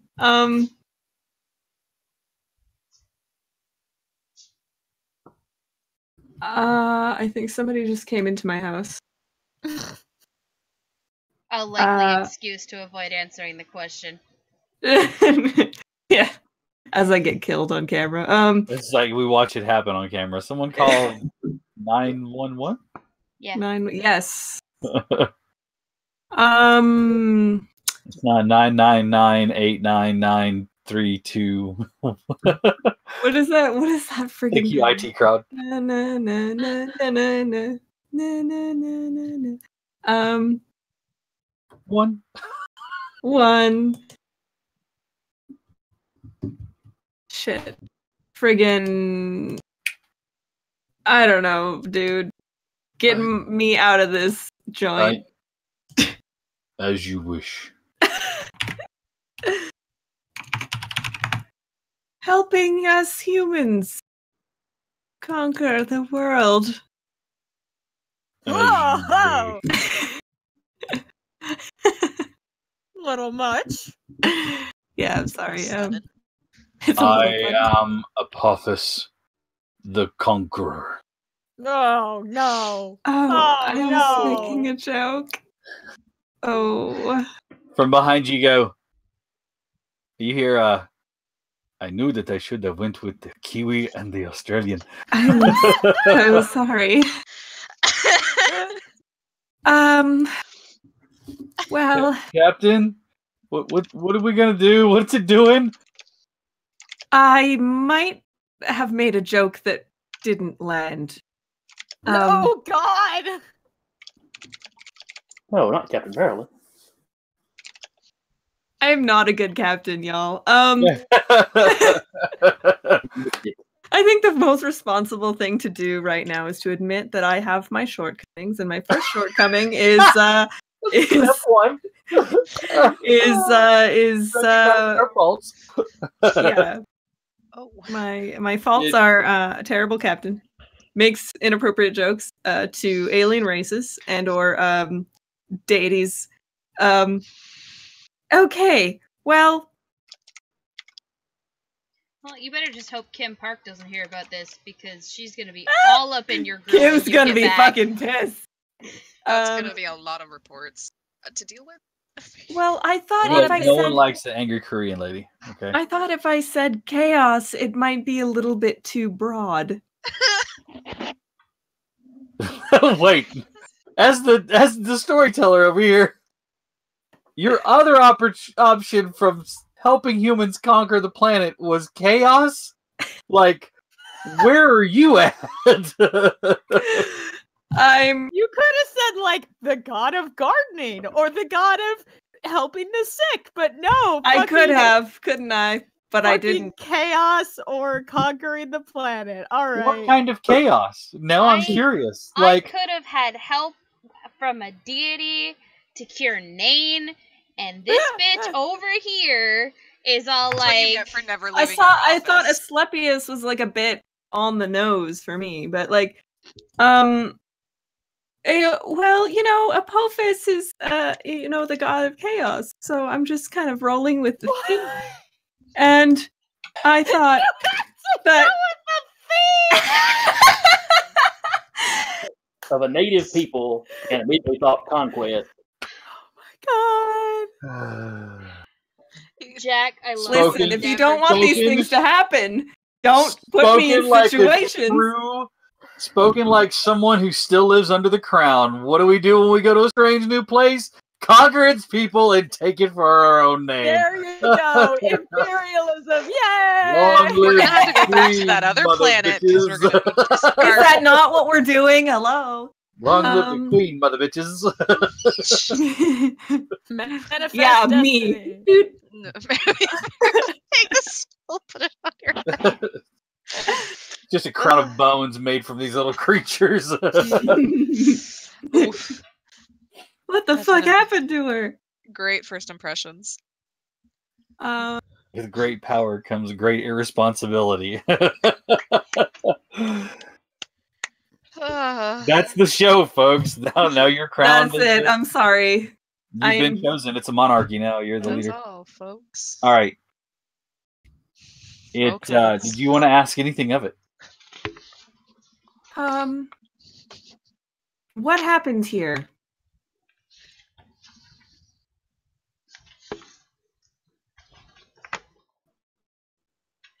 It looks around the room. Unknown. Okay.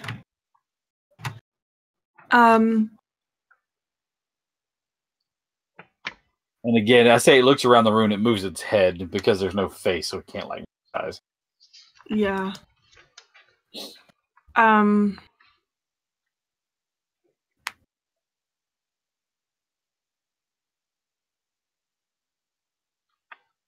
Okay, well, is there an easier way out of here other than, you know, It there? turns its face to look up. Unknown. Okay. I will make a way. And the body starts to like move past you quickly. You can see and hear thousands of tiny metal plates cracking the floor and scooting across there. As you watch it go, you see on its back a section that's probably about the size of a person, but only about yay wide, that seems to be cracked, and you can see wiring or something in there, and every once in a while there's a pop. Like, Oh. and it starts to move quickly.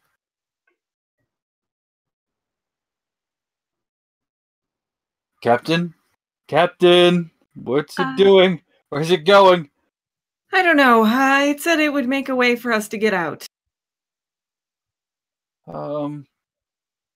I know. Why did you tell it to conquer? I clammed up. To be perfectly honest. I just... What would you have said? I don't know. The god of fuzzy kittens? Anything but conquer. What if it decides to conquer us? That's probably what happened to all these people. Marlin, calm down. Do not question her leadership. She's the captain. Please do. Please do. It's terrible. I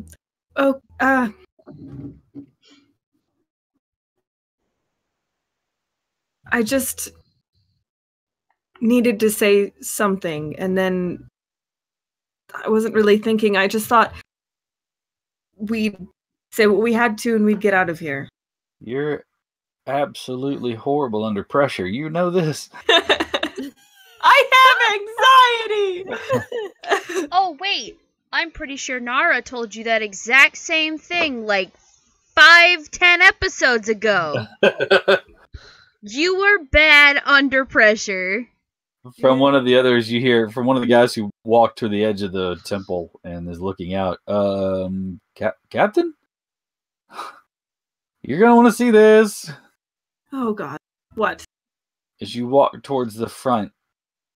Tane. Me. Quentin. You guys, the rest of you and the rest of the Marines follow Quabble down to the bottom, the base floor. You see these worms, these worm-like creatures, and they are actually like you watch as several of the creatures like are not. They're kind of like lassoing it. Some of them are using the control those crystals to kind of control it, and they're moving them like into a pen, a corral. Worm prison! Yeah! You watch as they move forward, and you see some of them are excreting this greenish-looking liquid, and you watch as some of the Quabble scoop it and move it into those bladders that you saw. Oh, God! It's Slurm! No, it's not Slurm. Slurm. Tane is never telling anyone what happened. He sees that and immediately thinks, no one will ever know. How No sick one does it can get? ever know. No one can ever know. You watch as they lead you past, and they start heading towards the direction of that metal structure you saw. Oh. As you get closer, you realize it's massive. Like, on scale, it's larger than some of the buildings but it's damaged, it's broken. It's not whole.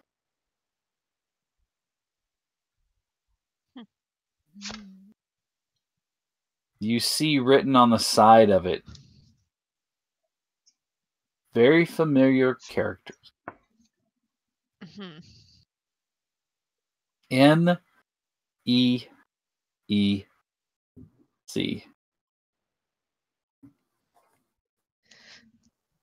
NEEC? Oh, NEEC. Hey, what's up, everybody? I'm Tane Kouyanu, and my cognitive processing skills are bleeding into my player.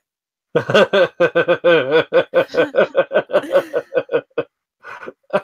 are becoming one and the same, indistinguishable from one another.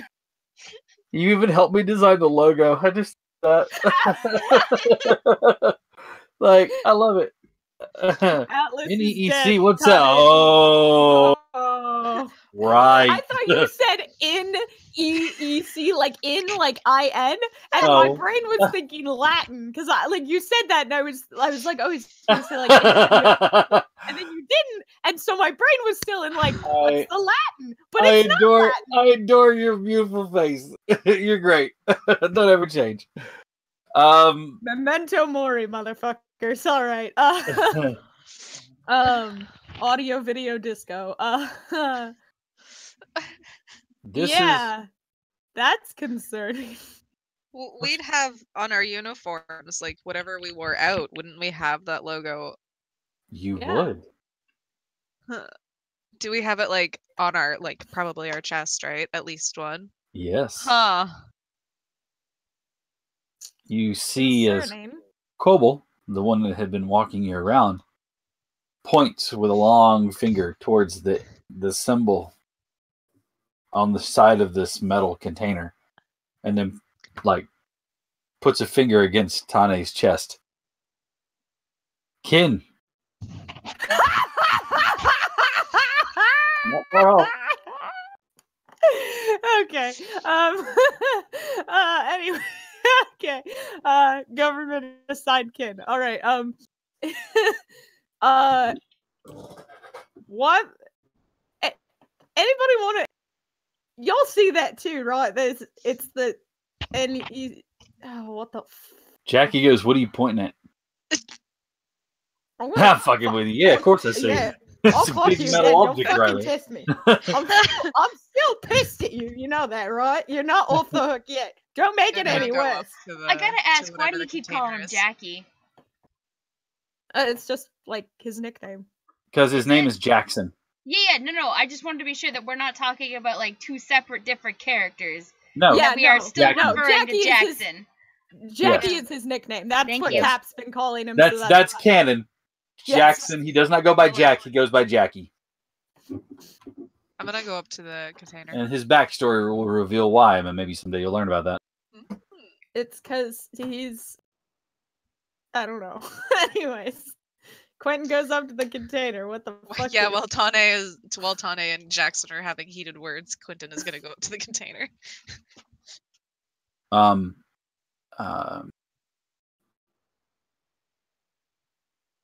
gonna Beth. touch. Beth walks up beside you. Okay. She's looking up at it. You know what it is? Do I know what it is? That's a good question. Actually, you might. Oh. Let me take a look at your sheet again real quick. Look Okay, at me. I'm just gonna say, if anybody spends time looking at maps of things like the ship, it's gonna be the map nut on the ship. Give me a mechanic roll. What? Whoa. No, Use you have a really high mechanic roll. How? No modifier? No modifier. Yeah, I do, I guess. Yeah. Looking at this, it's it reminds you a lot of one of the detachment vessels from either a station or even one of the large cruisers. Not like a colony ship, but one of the large cruisers that's designed to be set into space and anchored for some period of time. Oh. It's open, right? Yeah, it's busted. Yeah, it's easy enough for you to get into. When I say container, let me make sure that I have you understanding the scope and the size of this thing. Okay. We're not talking Connex container that you see on ships. Yeah. On transport vessels, big cruisers out in the bay that you put those large metal boxes on, and they stack several of those large metal boxes on them. No. It's the size of the ship. Oh. It's huge. I mean, it is massively massive. You're standing at a small spot. When I said it's got the NEEC painted on the side of it, you on top of Tane's shoulders wouldn't cover the top leg of the N. Touch. All my brain can think of is the in Portal 2 in the underground, there's the giant I want to say vault walls, and they go all the way up into the caves, and then they have the airlock kind of portion. Yeah, with till the you writing lose on 'em. where they are. That is Yeah. exactly it. It is Yeah. massive. Yeah. Huh. Okay. You don't know how long it's been here, but you can get the idea that it's been here long enough that these crystal formations of whatever this is here has grown up to encompass some of it. Some of this stuff is actually encased in this crystal. Ah. There's a large tear in the side of it that from ground level you can actually gain entry into the vessel. Let me at it. Quentin's going in. All right. Going in hot. Quoble follows you closely. Okay. He says, "Come, I show you." Oh. Hmm. Just mindlessly following it now. Beth, who was standing there beside you, goes, "Hey," and she starts to like move behind you.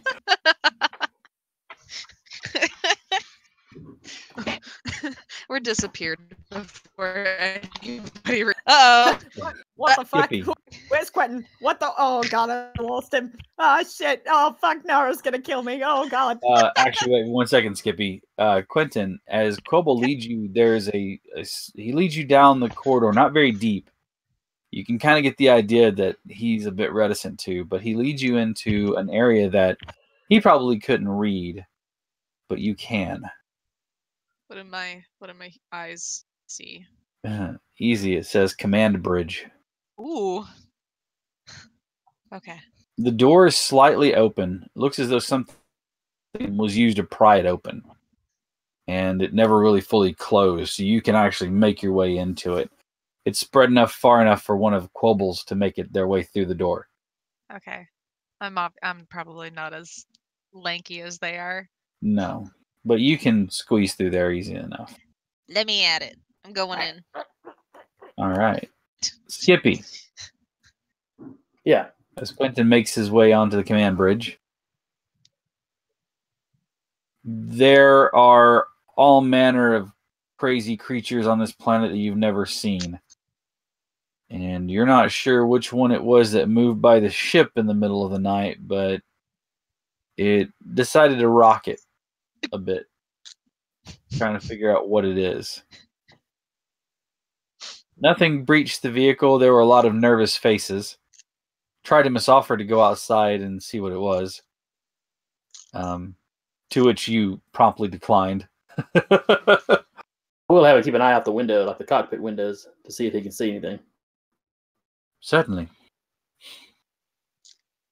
You wake the next morning, and your ragtag crew that you've assembled looks a bit nervous, but overall they seem to be in good spirits.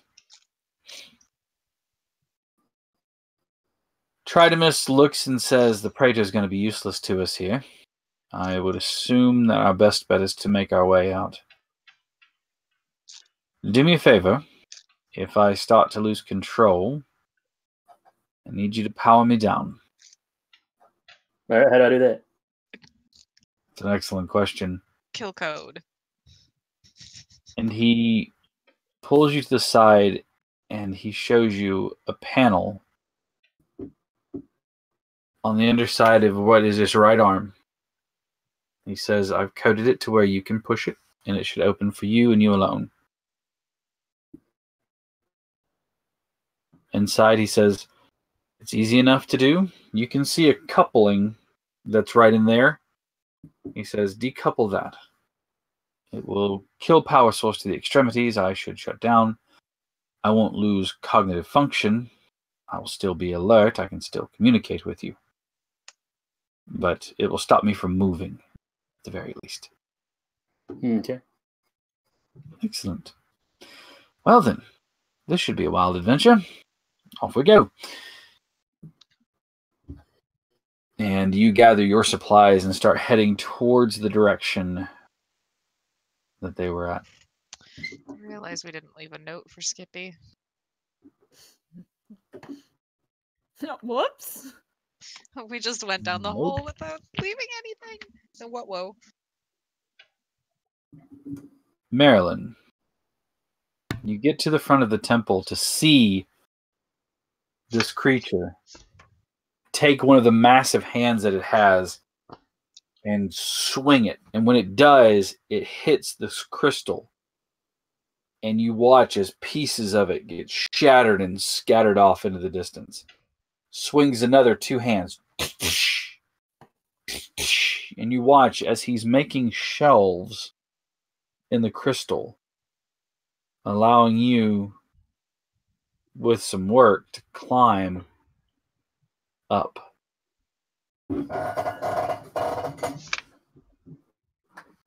You watch as he puts his hands in the handholds and starts to climb up so that he can get higher. rake out more pieces with just his hands. You watch as not only crystal starts to fly off, but you notice something else too. Small metallic flaking that seems to be drifting down. It makes enough of these that you guys can climb out, but again, it's 120 feet in the air, and it still has to go out into the open air above it.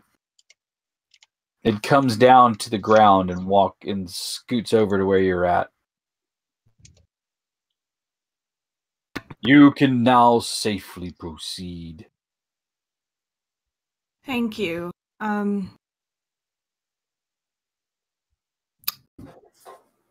Is there something wrong with your... Are you injured? And I'll point to like His part back. of its back. Yeah. He twists and looks. He turns back around to face you. It would appear as though I am. Request maintenance.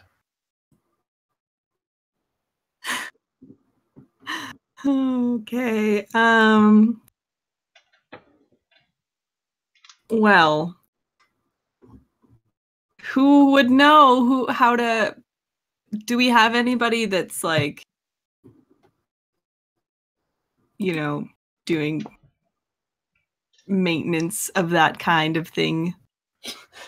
You know, that's not like, well, not with us, but like back on the maintenance on strange, deific, snake-like four-armed creatures was not in any of the manuals that you brought on board. Not what I meant. What I meant was, do we have anyone like back where we came from, like that does any sort of would know anything about like electrical, mechanical repairs, yeah.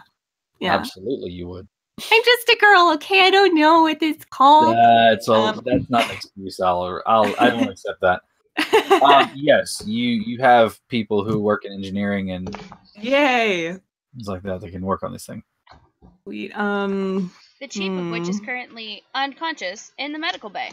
Well, yeah, that's kind of why I asked. I really want to get on this weird creature's good side because, you know, if I did mega fuck up and give it like the weirdest directive ever, I don't want to get eaten later. You notice that it asks you to name your new god and what is its purpose. But yet it seems to defer to you for action, if that makes sense. Lucky for me. Okay, well,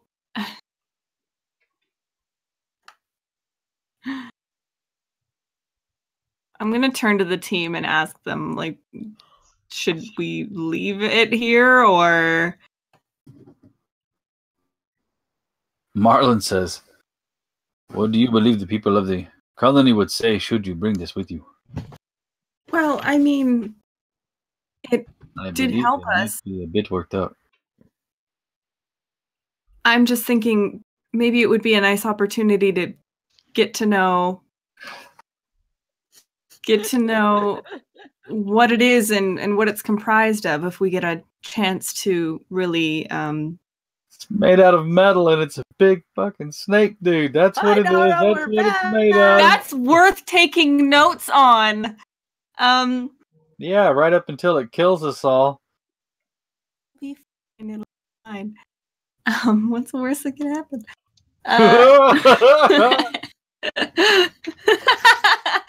I love you. Don't look at me like that, please. I'm getting nervous. Okay.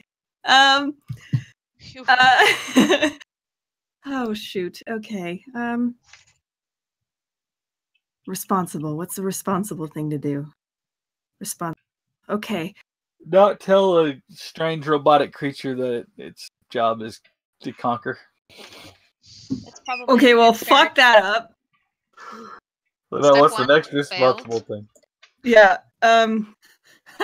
Not telling The it that. instructions weren't clear. Got my dick caught in the ceiling fan. Yeah. Me anytime I try What to are do you having anything it ever. do? It's I for you to tell it. stay here and we'll try to send another team out to repair you. Hmm. As you command. At least he's good listening. Okay, well, bye-bye for now.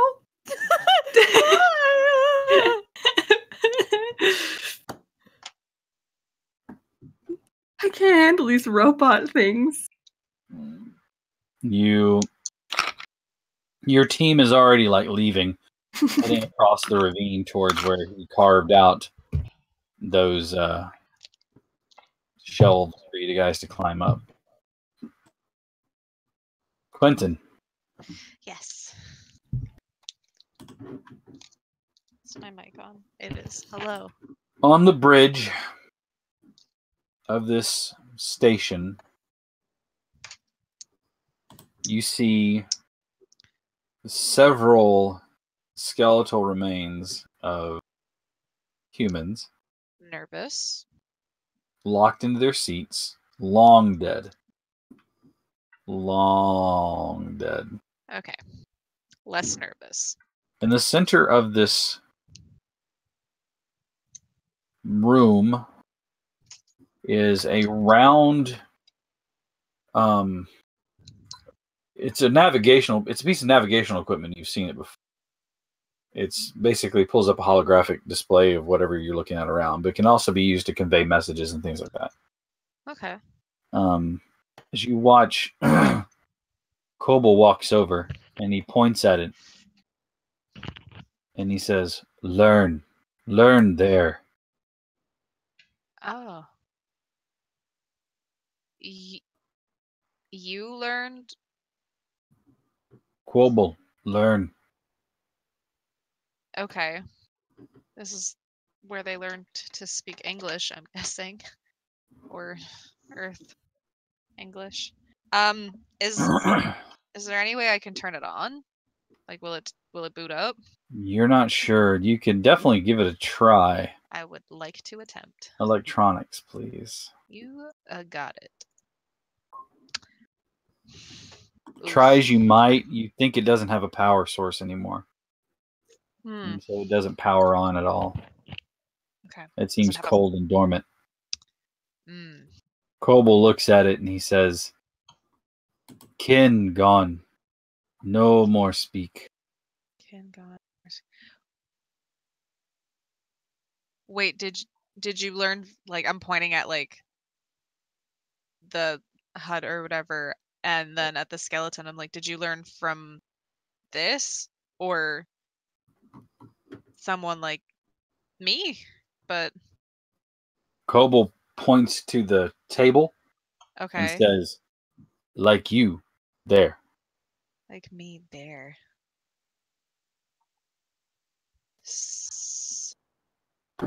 So there was others. The ship. Okay. Shit, there was more of us. Oh god. We say, Mayday. Mayday.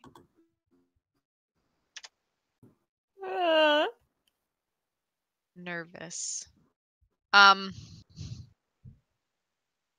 Mayday. Yes, learn from Mayday. Learn from Mayday. God. Okay. Oh god. I don't know what to do with this. I don't know what to do with this information. Welcome one to of my you guys world. has a hologram from one of your own people. The other one's got a snake. Skippy, you're good. you're Fine. great. Oh god. And Nara's just working. Poor Nara. I feel like I've ignored you this whole game. It's like, what do you do? I'm sitting here working on homework. So you're good.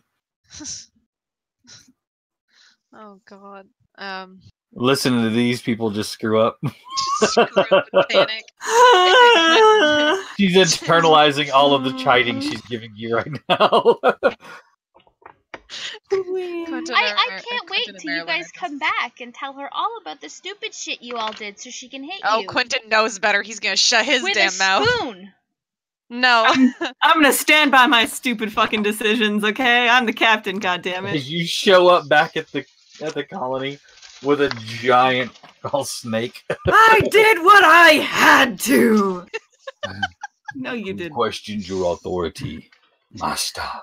Oh, I'm Evil not. lava. Oh, like you're I'm not rubbing its questioning fucking- her authority. I am questioning her fucking Questioning her mental authority. fortitude. Her judgment is what you're questioning.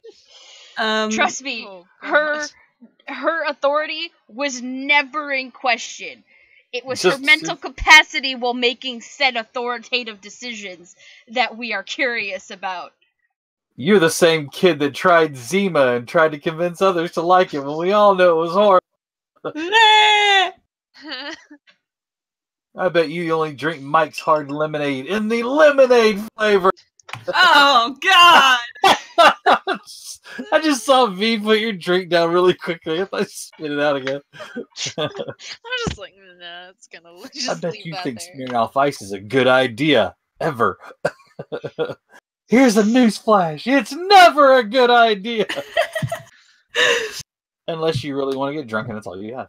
All right. That's so valid. When it's a last resort and that's needed, then yes. All right. The only thing around. I just want to ask if like these were the only like skeletons or people he's seen. Unless like if there was more. He motions to you. Okay. Please don't say just us. You. And he leaves the room. Like Oh, he okay. exits out. I mean, you watch as he starts climbing and clambering through the hallway, the broken metal, twisted pieces of door frames that are no longer there.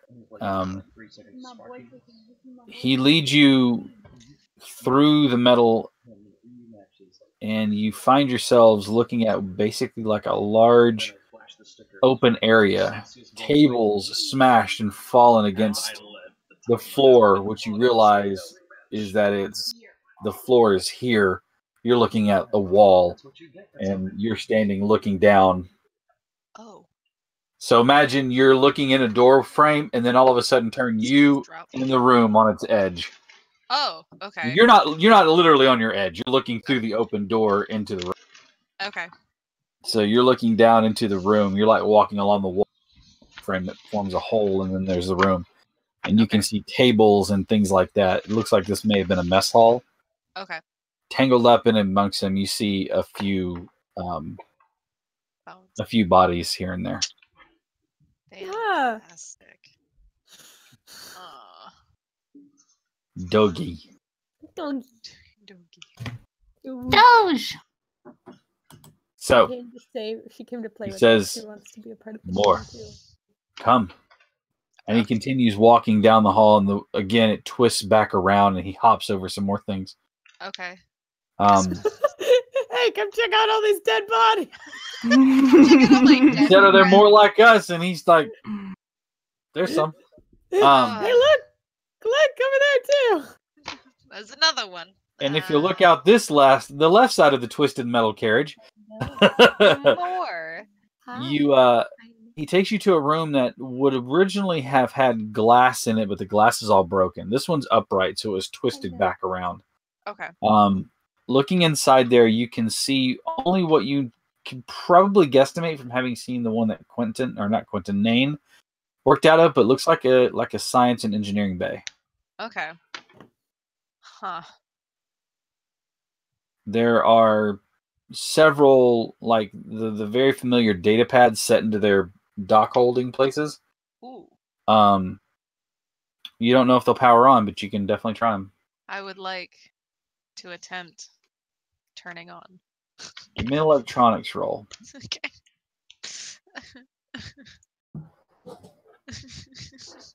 That one doesn't turn on. How many are there? There are 5 altogether I'm gonna touch in all different of them. places. I can drag my hand across. Give me. They're not all together. It's like over here's one, Just over like there's tap, one, there's tap, one. tap, tap. All right, Like go duck, duck, ahead and goose. give me. Is it bad that V is describing that and all I can think of is Cade doing the friggin' buttons in the Forsaken DLC? I'm green. They're all green. They're all green. That's Push basically the red down. button. Yeah. They're all red. Then push all of them. Don't need All to right. tell me twice. Go ahead and give me another electronics. This is the worst watch. Come on. Nope, that one doesn't power on. I believe in you. Do you want me to do this 4 more times? Oh yeah, 3 more God. times. 3. There's that one. Okay. Okay. Listen, I'm not here for this. Okay. All right. So 2 of them don't power on at all. Cool. 2 of them start to power on, but their screens are busted, Ah. and you can't make anything out. It's like the screen is fine, but like all the crystal display underneath is completely busted. The last one though, you turn on, and while it does have some pixelation in certain like corner of it, the data pad itself, it actually powers on, is working. Oof. That's nice. I'm gonna take that. Can I remove it? Mm-hmm. Yeah, you have it with you. Nice. You can actually look at the schematics. You can look at the layout. You can get the name of it. Everything. Oh, cool. Okay. I'll take it back to the group before I Okay. start. putting my Kobold looks. brain- He's interested. He's looking like at it, and as you It's put it me. away, No, I'm kidding. as you put it away, he goes, "Kid." Yes. Kid, come. And he starts to leave. Okay, here we go. Following back through, you only covered like maybe a 22nd of the entirety of the ship Yeah. or the station or whatever it is. But you make your way back out. Tane, realizing that Quentin had wandered off with a strange little alien creature and one of the Marines, you got a little nervous until you see him coming out. All right, he's not gone. All right, that's He's not dead. That's fine. He's alive. I mean, we all do stupid things, right, Tane? Yeah, Wow. Tane. We all do stupid things. you. Right, Quentin? He points Yeah. to Jack. He points to Jackson. You shut the fuck up. I'm afraid of you. Yeah. All right. Anyways. All right. What exactly were you doing in there? Clearly this is some kind of. Obviously, it's NWC ship. What'd you find? Bone. Lots of bone. No, I gotta. Bones? Bones. What? Oh, you would want I to say elaborate that we did? on that, or are you just gonna leave us all? And we don't hanging? mean a Deschanel. Bone. I mean, I could No. go get them. No, okay, but I won't disturb the dead. They're Deschanel, she's the actress that played Bones You're television series. so valid. Bones. No? That's so funny. Yeah. Good job, Jimmy, good job. gone. Not all of our Right jokes now. land. Not all of our jokes. Oh no, where'd the void go? All right. Bones just. It looks like they had a Mayday and. They? They as in who? Quentin, we're the first people from NWC out here. What the hell are you talking about? My This dog is- is making really weird noises. Wow. She So- just went. So is your GM. My stomach's like. The demons. This was an exploratory ship, right, Cap? is what it. Well, that's what basically is. NEEC means, Expansion Exploratory Corps. I mean, exploration in the state of not exploration and colonize, just maybe exploration. You don't know. It's not big enough.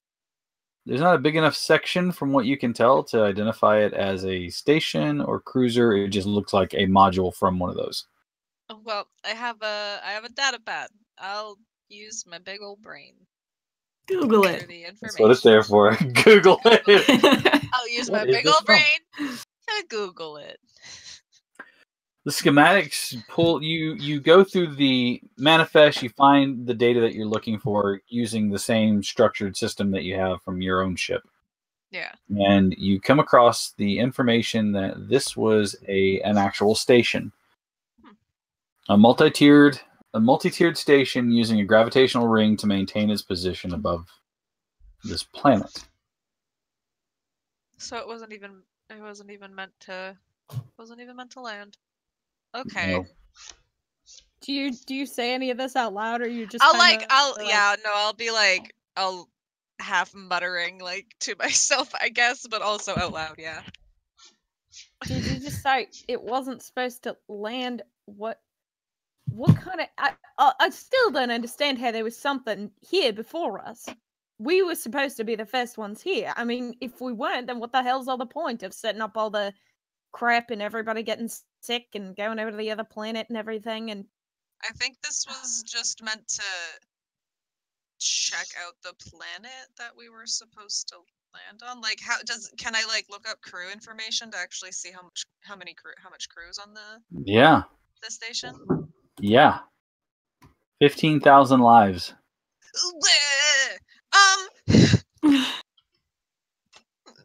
Well, Atlas, don't forget we were the 6th of a right, fleet but going because of the wormhole and but the we don't Tritonus. know. We don't know if they also encountered a wormhole that shot them way ahead of us. Okay, we don't have that information, so just do remember that there were other ships besides us. No, and that is fair. I do know there are those other ships. I think Tane, from his perspective, is saying that essentially he was pretty sure they were the first ones to get there. So why the fuck is there this whole like burnt out abandoned ship here? Yeah, or not abandoned, but Well, they it weren't was one of supposed to those. land. They were just supposed to live remember above we the do have planet, I other. guess. But no, I know, but I know there were other ships. I am fully aware of that. It was a matter of how soon they got there, and Tane is confused because he was told that they were the first ones to get there. Is there like any sort of like dates or information logs or like Absolutely. journal logs? Like, can I look at whatever the last update was? Sure. Looking at the date, you're thinking maybe the data pad is wrong. I swear to God. Because Stupid time. I swear to God. Sorry, continue. this is showing you like thousands of years prior to your landing. Thousands of Like okay. by Earth estimation, it's like easily 1,000 years. The last entry point was 1,000, or around 1,000 years to your own landing here.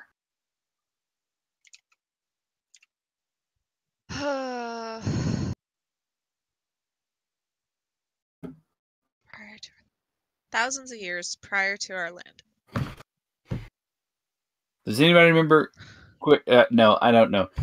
I know who will remember, but does anybody else remember when you took off? What year it was? Does anybody remember? I was just about to ask what the year it was.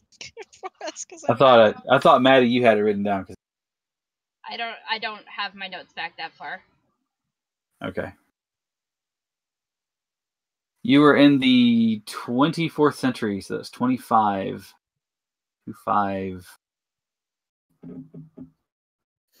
This shows you somewhere like 19.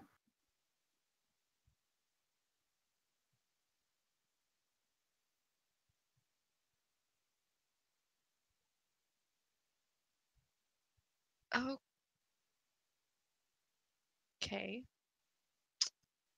Huh. After they successfully landed on the moon, humans decided to go fucking billions of light years away from Earth. You And could just say fucking it was a bit of a die. long shot, but Just you die. know, they got cocky. It was the Soviets. The year on the year on the sheet reads 1983. 1983. Mhm. And where what? Oh, Sorry? fuck yeah. No, What's that? 25.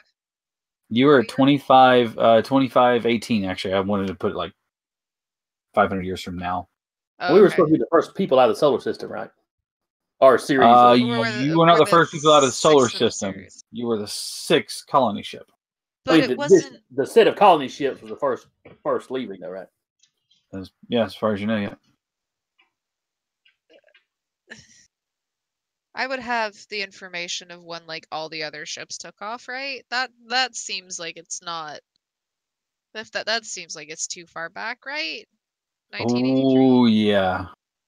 Like, According to the history that you know, being who you are and everything else like that, like we were still struggling with getting to our own moon. We had not even gotten to Mars. yeah. That. The solar sails that you use now allow time to capture energy and continue your movement forward. Some of the invention of some of the drives that you guys have and the powerhouses and units that you guys have hadn't even been thought up yet. Like computers still weren't like even a thing. Like they Yeah, existed, like- but not even Like, remotely. close Having to one what- in a home, specifically in homes, still wasn't common. Yeah. And like they were nowhere near the size of the one you're holding in your. Yeah. And it would literally be like us right now in this time period looking at like indoor plumbing and being like, whoa, they didn't even have that 500 years ago. You know, like that kind of shit. you Yeah. know? Mhm. God. So, did that wormhole like? I'll put it in perspective for you. The car, the automobile, one of the biggest decisive changes in history. You realize is only slightly over 100 years old. Yeah. So think about 500 years. 1518. The French hadn't started to be revolting yet. Not revolting as in gross, revolting as in like rising up against people. So admittedly, the French are a little gross. All due respect to the French. God. Yeah. The concept of the gun as an everyday utility item, rifling that makes them more accurate, things like that. Not even in 1518 they had them, but not really. So that's the differences of where we are now. Take a smartphone and hand it to someone from 1518. Witchcraft, burn them, drown them. Pretty much. So you know that in 1983, according to your own time, Wrong. none of this would have been able to happen. Yeah, no. Oh, okay. Holy fuck. Is there any logs information wise that like I wouldn't probably recognize any names even like No, you wouldn't recognize any of the names. just like from past readings or something. Mhm. Oh god. That's so far. That's so long ago. That's not right. This isn't right. You would really need to try to power this on to get some more information. Can I plug it into the datapad that I have? Would that help? You can certainly try. I'll give it a try. Much like trying to fit a micro USB into a flash charging spot, you don't really have a crossover cable to connect it. Okay. I've got to get this back to the colony then, before I can do anything else. Skippy, you arrive at the coordinates that you were provided. There is a rope tied around a tree that seems to be diving down into a hole.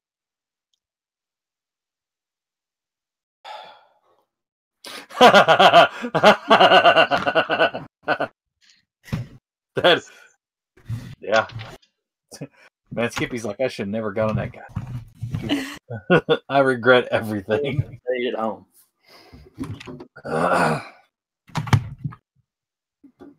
You can see the rope leads down into the hole. There's actually two of them.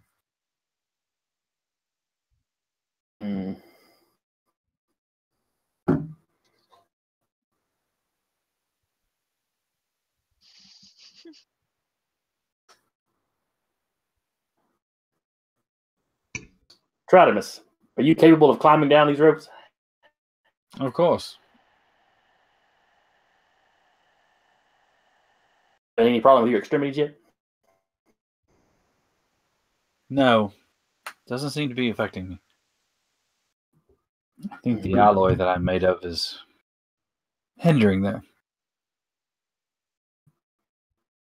advancements. Shall we then? I believe your colleagues went down the hole. Yeah, I suspect they did. Although one has to wonder about the curious nature of deciding to go down a hole. Who was behind it? Wait, you're the very first of Three that. guesses, and the first two don't count. Oh, 3 guesses as to who's behind it. I said I suspect I know who's behind it. Oh, you suspect you know who's behind it. Tridemus, you watch as he takes his fingers and actually puts them into the crystal and chips out and starts to climb down. Well, that's impressive. Thank you.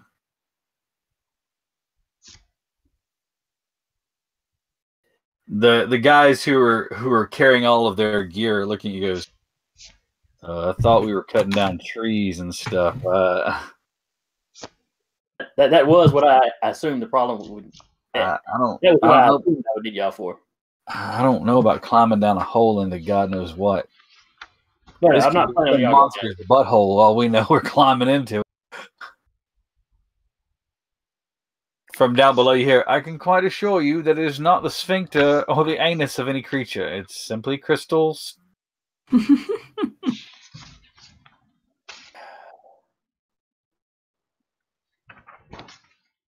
Up top.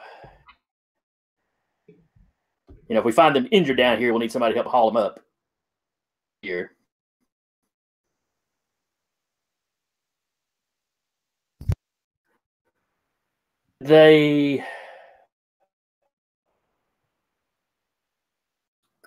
How wide is the crevice we're going into? It's a hole, and it's pretty big around. I would say the diameter on is closing at about 12 feet. Okay. I'm going to have them, since they've got the wood chopping equipment with them, over the hole to try to come up with a way to actually lower up and down. Okay, so create a way to lower people up and down using a system, right? Okay. Yeah, the one guy that be too hard to do. What's that? As it'd be a simple pulley system, shouldn't be too hard for me. Yeah, no, the guy who was encouraging them all kind of screw their courage to the sticking post is their sticking places. He comes forward and he says, all right, and he starts directing the men on what to do. He introduces himself as Russell Waters. And he says, I'll make sure these fellas stick around and we'll do what we got to do. All right, Russell, then they listen to you, so you're clearly in charge while I'm gone.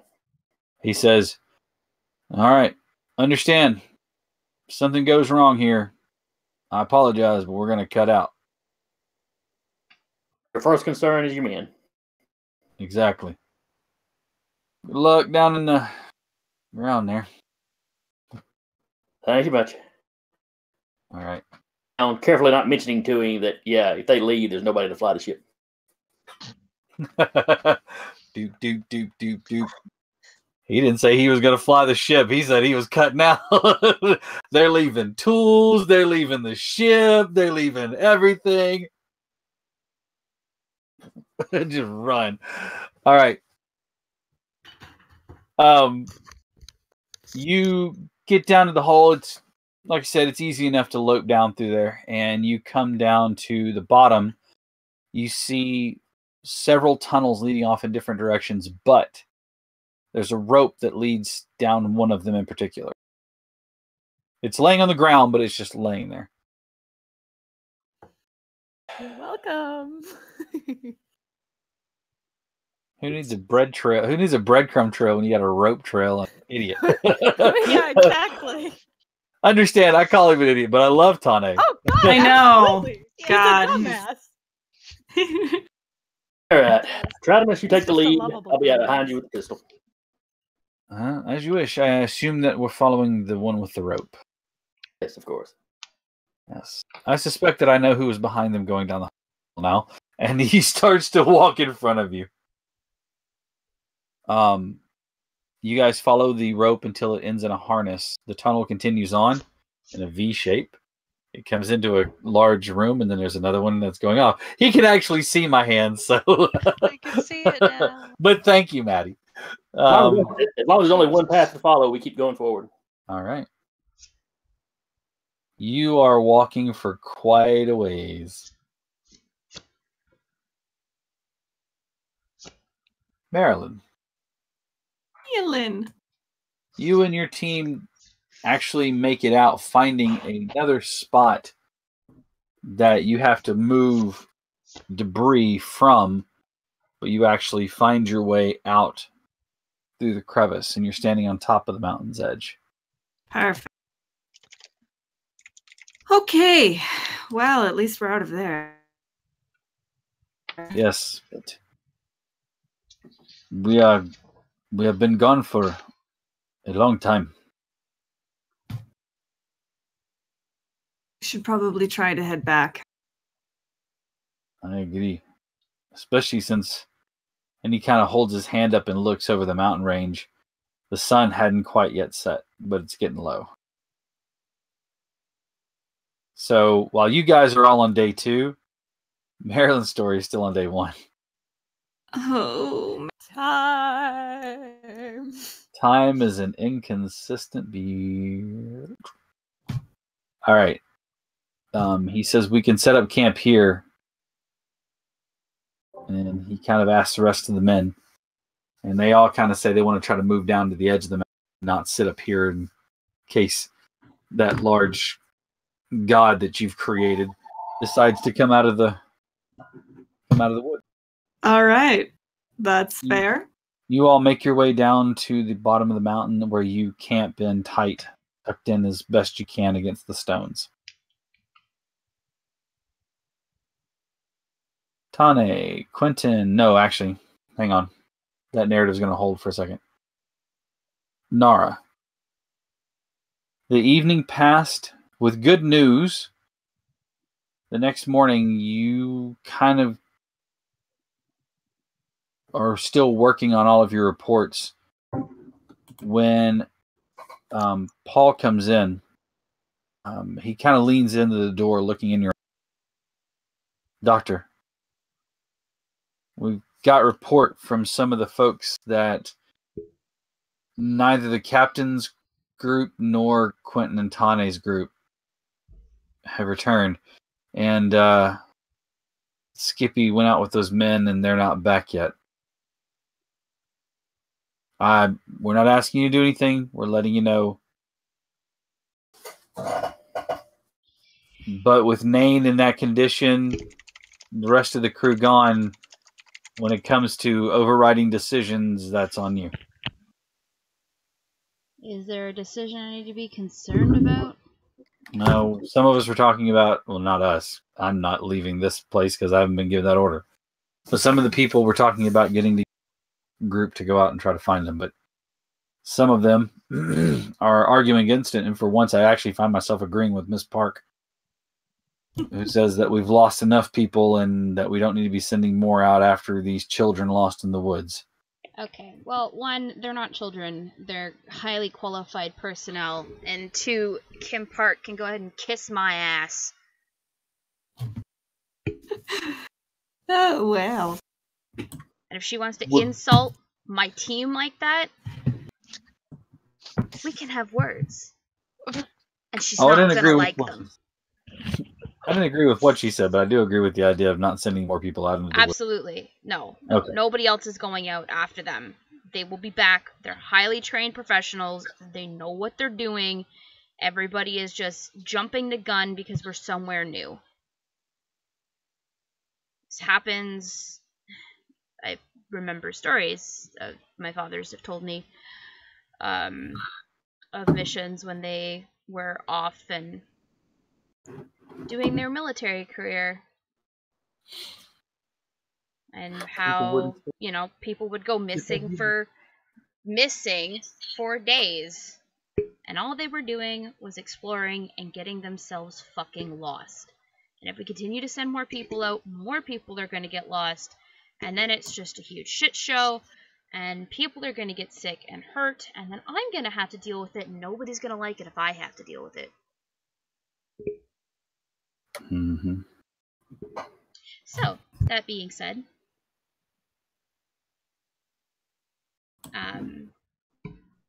it shouldn't be a problem, but if it comes up that somebody wants to go out after them, that is a no. Okay. As I'm fond of saying, let them do their damn jobs. Oh, okay. You got it. So I will let them know to let them do their damn jobs. And yes, ma'am. And Thank they you, also Paul. You're a sweetheart, and I appreciate you. thank you. And he leaves the scene. Quentin and Tane. That's us. Dream Team Supreme. We're gonna fucking die. Woo! The Marines and you all sit down because you realize that you're absolutely knackered. Nap time. And you open up a meal, which Quabble watches you eat, interestingly enough. I show him as I'm eating. I'm like, all right, this is an animal. It's like it's been cooked a little bit, but it's an animal. You're saying it's kind of like that. And this is a plant.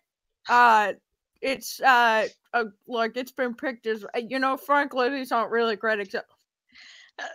These aren't great examples, but yeah, these this is what we eat. You look over to see Jackie holding his MRE, looking at. As Tana's Don't give me explaining that that, look. Quentin's just like picking little bits off of it, not really eating his own, so it's fine. You know, there's only one animal here. I am being considerate. And frankly, I don't need your smart ass telling me how to be good with aliens. Yeah, Well, fine. Let me ask you a question. Have you offered him your food? Have you had any of his? You want to eat rocks? They eat rocks, so no, I haven't had any. What do you mean he eats rocks? Quabble! What do you people eat? And he holds up one of the little crystals. See? I wasn't shitting you. They do eat Jackie rocks. looks you dead in the eyes, takes it. Of course he does.